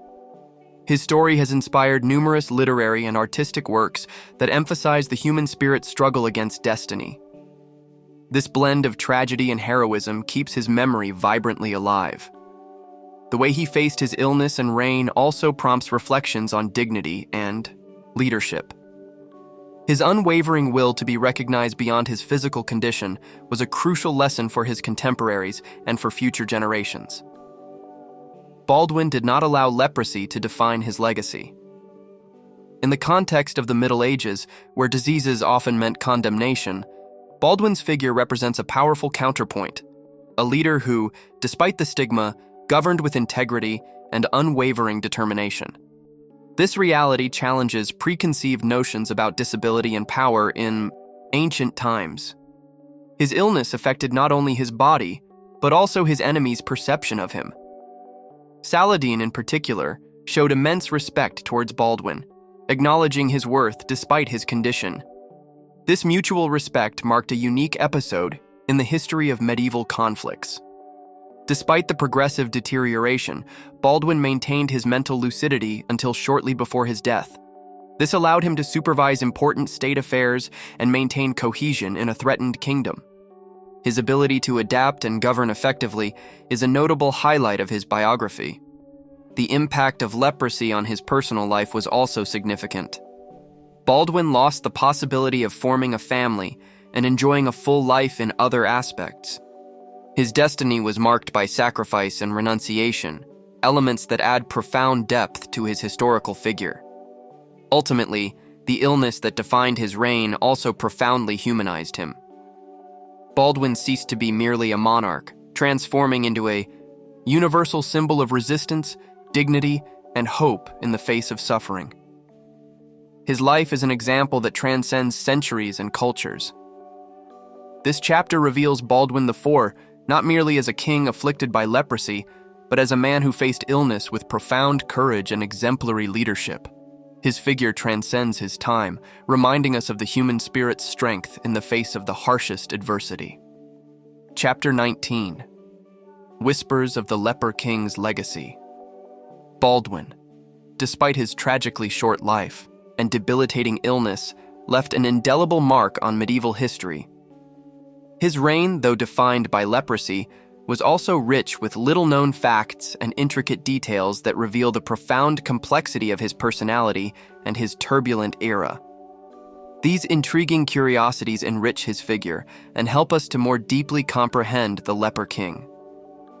A notable curiosity is that Baldwin learned to ride a horse and wield a sword even after being diagnosed with leprosy. His skill and prowess in combat astonished his contemporaries, demonstrating that his illness did not prevent him from maintaining his warrior vigor for years, which powerfully reinforced his authority among nobles and soldiers. Although leprosy progressed slowly, Baldwin retained the ability to speak and govern with lucidity until shortly before his death. This allowed his reign to be effective and enabled him to participate in diplomatic negotiations, as well as lead military strategies, which was fundamental for the survival of the Kingdom of Jerusalem. His relationships with other members of royalty also hold interesting details. Baldwin IV never married due to his illness, but his sister Sibylla played a central role in the succession. Sibylla was married to William of Montferrat to ensure the continuity of the dynasty, a move that had great political and social impact at the time. Baldwin demonstrated a conciliatory and just character in his governance. He strived to maintain internal peace and unity among the different factions of the Crusader kingdom, a constant challenge given the diversity of interests and political tensions. His ability to balance these forces was key to Jerusalem's temporary stability. Another curious fact is that despite the progression of his illness, Baldwin maintained a dignified and serene demeanor, something greatly admired by both his subjects and adversaries. Accounts from medieval chroniclers highlight how the king never allowed his physical condition to affect his authority or his public image. It is said that Baldwin was a deeply religious king and that his faith helped him bear his suffering. He participated in ceremonies and prayers with devotion, and many contemporaries saw his resistance as an act of spiritual sacrifice that reinforced his divine legitimacy as monarch. A little-known detail is that Baldwin commissioned works of charity and protection for those suffering from leprosy, keenly aware of the tragedy he himself faced. These humanitarian actions demonstrated his concern for the most vulnerable, a rare trait in leaders of his era. Regarding his image, there are artistic representations that show Baldwin IV with his characteristic cloak and crown, but also with visible signs of leprosy, which evidences the acceptance and respect he inspired despite his illness. These images are a testament to how his figure was immortalized in medieval visual culture. His death in 1185 was a decisive moment for the Kingdom of Jerusalem, as it left a power vacuum that unleashed internal struggles and weakened the defense against Saladin's forces. However, Baldwin's legacy endured as a symbol of resistance and dignity amidst adversity. Baldwin is also remembered for his audacious participation in the Battle of Montgisard, where despite his physical limitations, he successfully led his troops and achieved an unexpected victory. This episode is one of the most heroic moments of his life and a culmination point in his reign. His nickname Leper King not only describes his illness, but also reflects the respect and admiration he earned by overcoming the stigma associated with leprosy. He was a monarch who faced social discrimination and marginalization with admirable strength. The way Baldwin managed his illness and reign has been the subject of modern medical studies. Some specialists believe that his leprosy was a less aggressive variant, which allowed for a longer survival and full mental functioning for years. Unlike other more devastating cases, Baldwin's life has inspired numerous literary, historical, and cinematic works that explore both his medical condition and his role. His figure is frequently used as an example of leadership in extreme circumstances and courage in the face of adversity. His just and balanced character ensured that even in his final years, he was respected by his counselors and generals, who considered him a wise and dignified monarch. This respect was crucial for maintaining the kingdom's stability in times of uncertainty. Baldwin always maintained hope for a cure, and although the medicine of the era offered no real solutions, his optimism and perseverance marked his attitude toward the illness. This spirit was reflected in his way of governing and in his treatment of his subjects. The court of Jerusalem in Baldwin's time was full of political tensions and rivalries, but the king managed to maintain balance thanks to his charisma and diplomacy. His leadership was fundamental for the kingdom to endure throughout his reign, despite internal and external challenges. Baldwin had the capacity to inspire his soldiers and nobles, who saw in him an example of bravery and sacrifice. This influence was vital for preserving morale in a period of constant military threats. Among his curiosities is the fact that his life has been interpreted as a metaphor for the fragility of human power against the inevitability of death, but also as a testament to the greatness the human spirit can achieve. Finally, Baldwin IV is remembered not only for his illness, but for being a monarch who fought with honor and dignity, facing an adverse destiny with courage. His story continues to inspire generations who value leadership and resilience in difficult times. That is all for today, travelers. I hope you have enjoyed this story and found it useful. Thank you deeply for sharing this moment with me. We will meet again in the next installment of Forgotten Scrolls.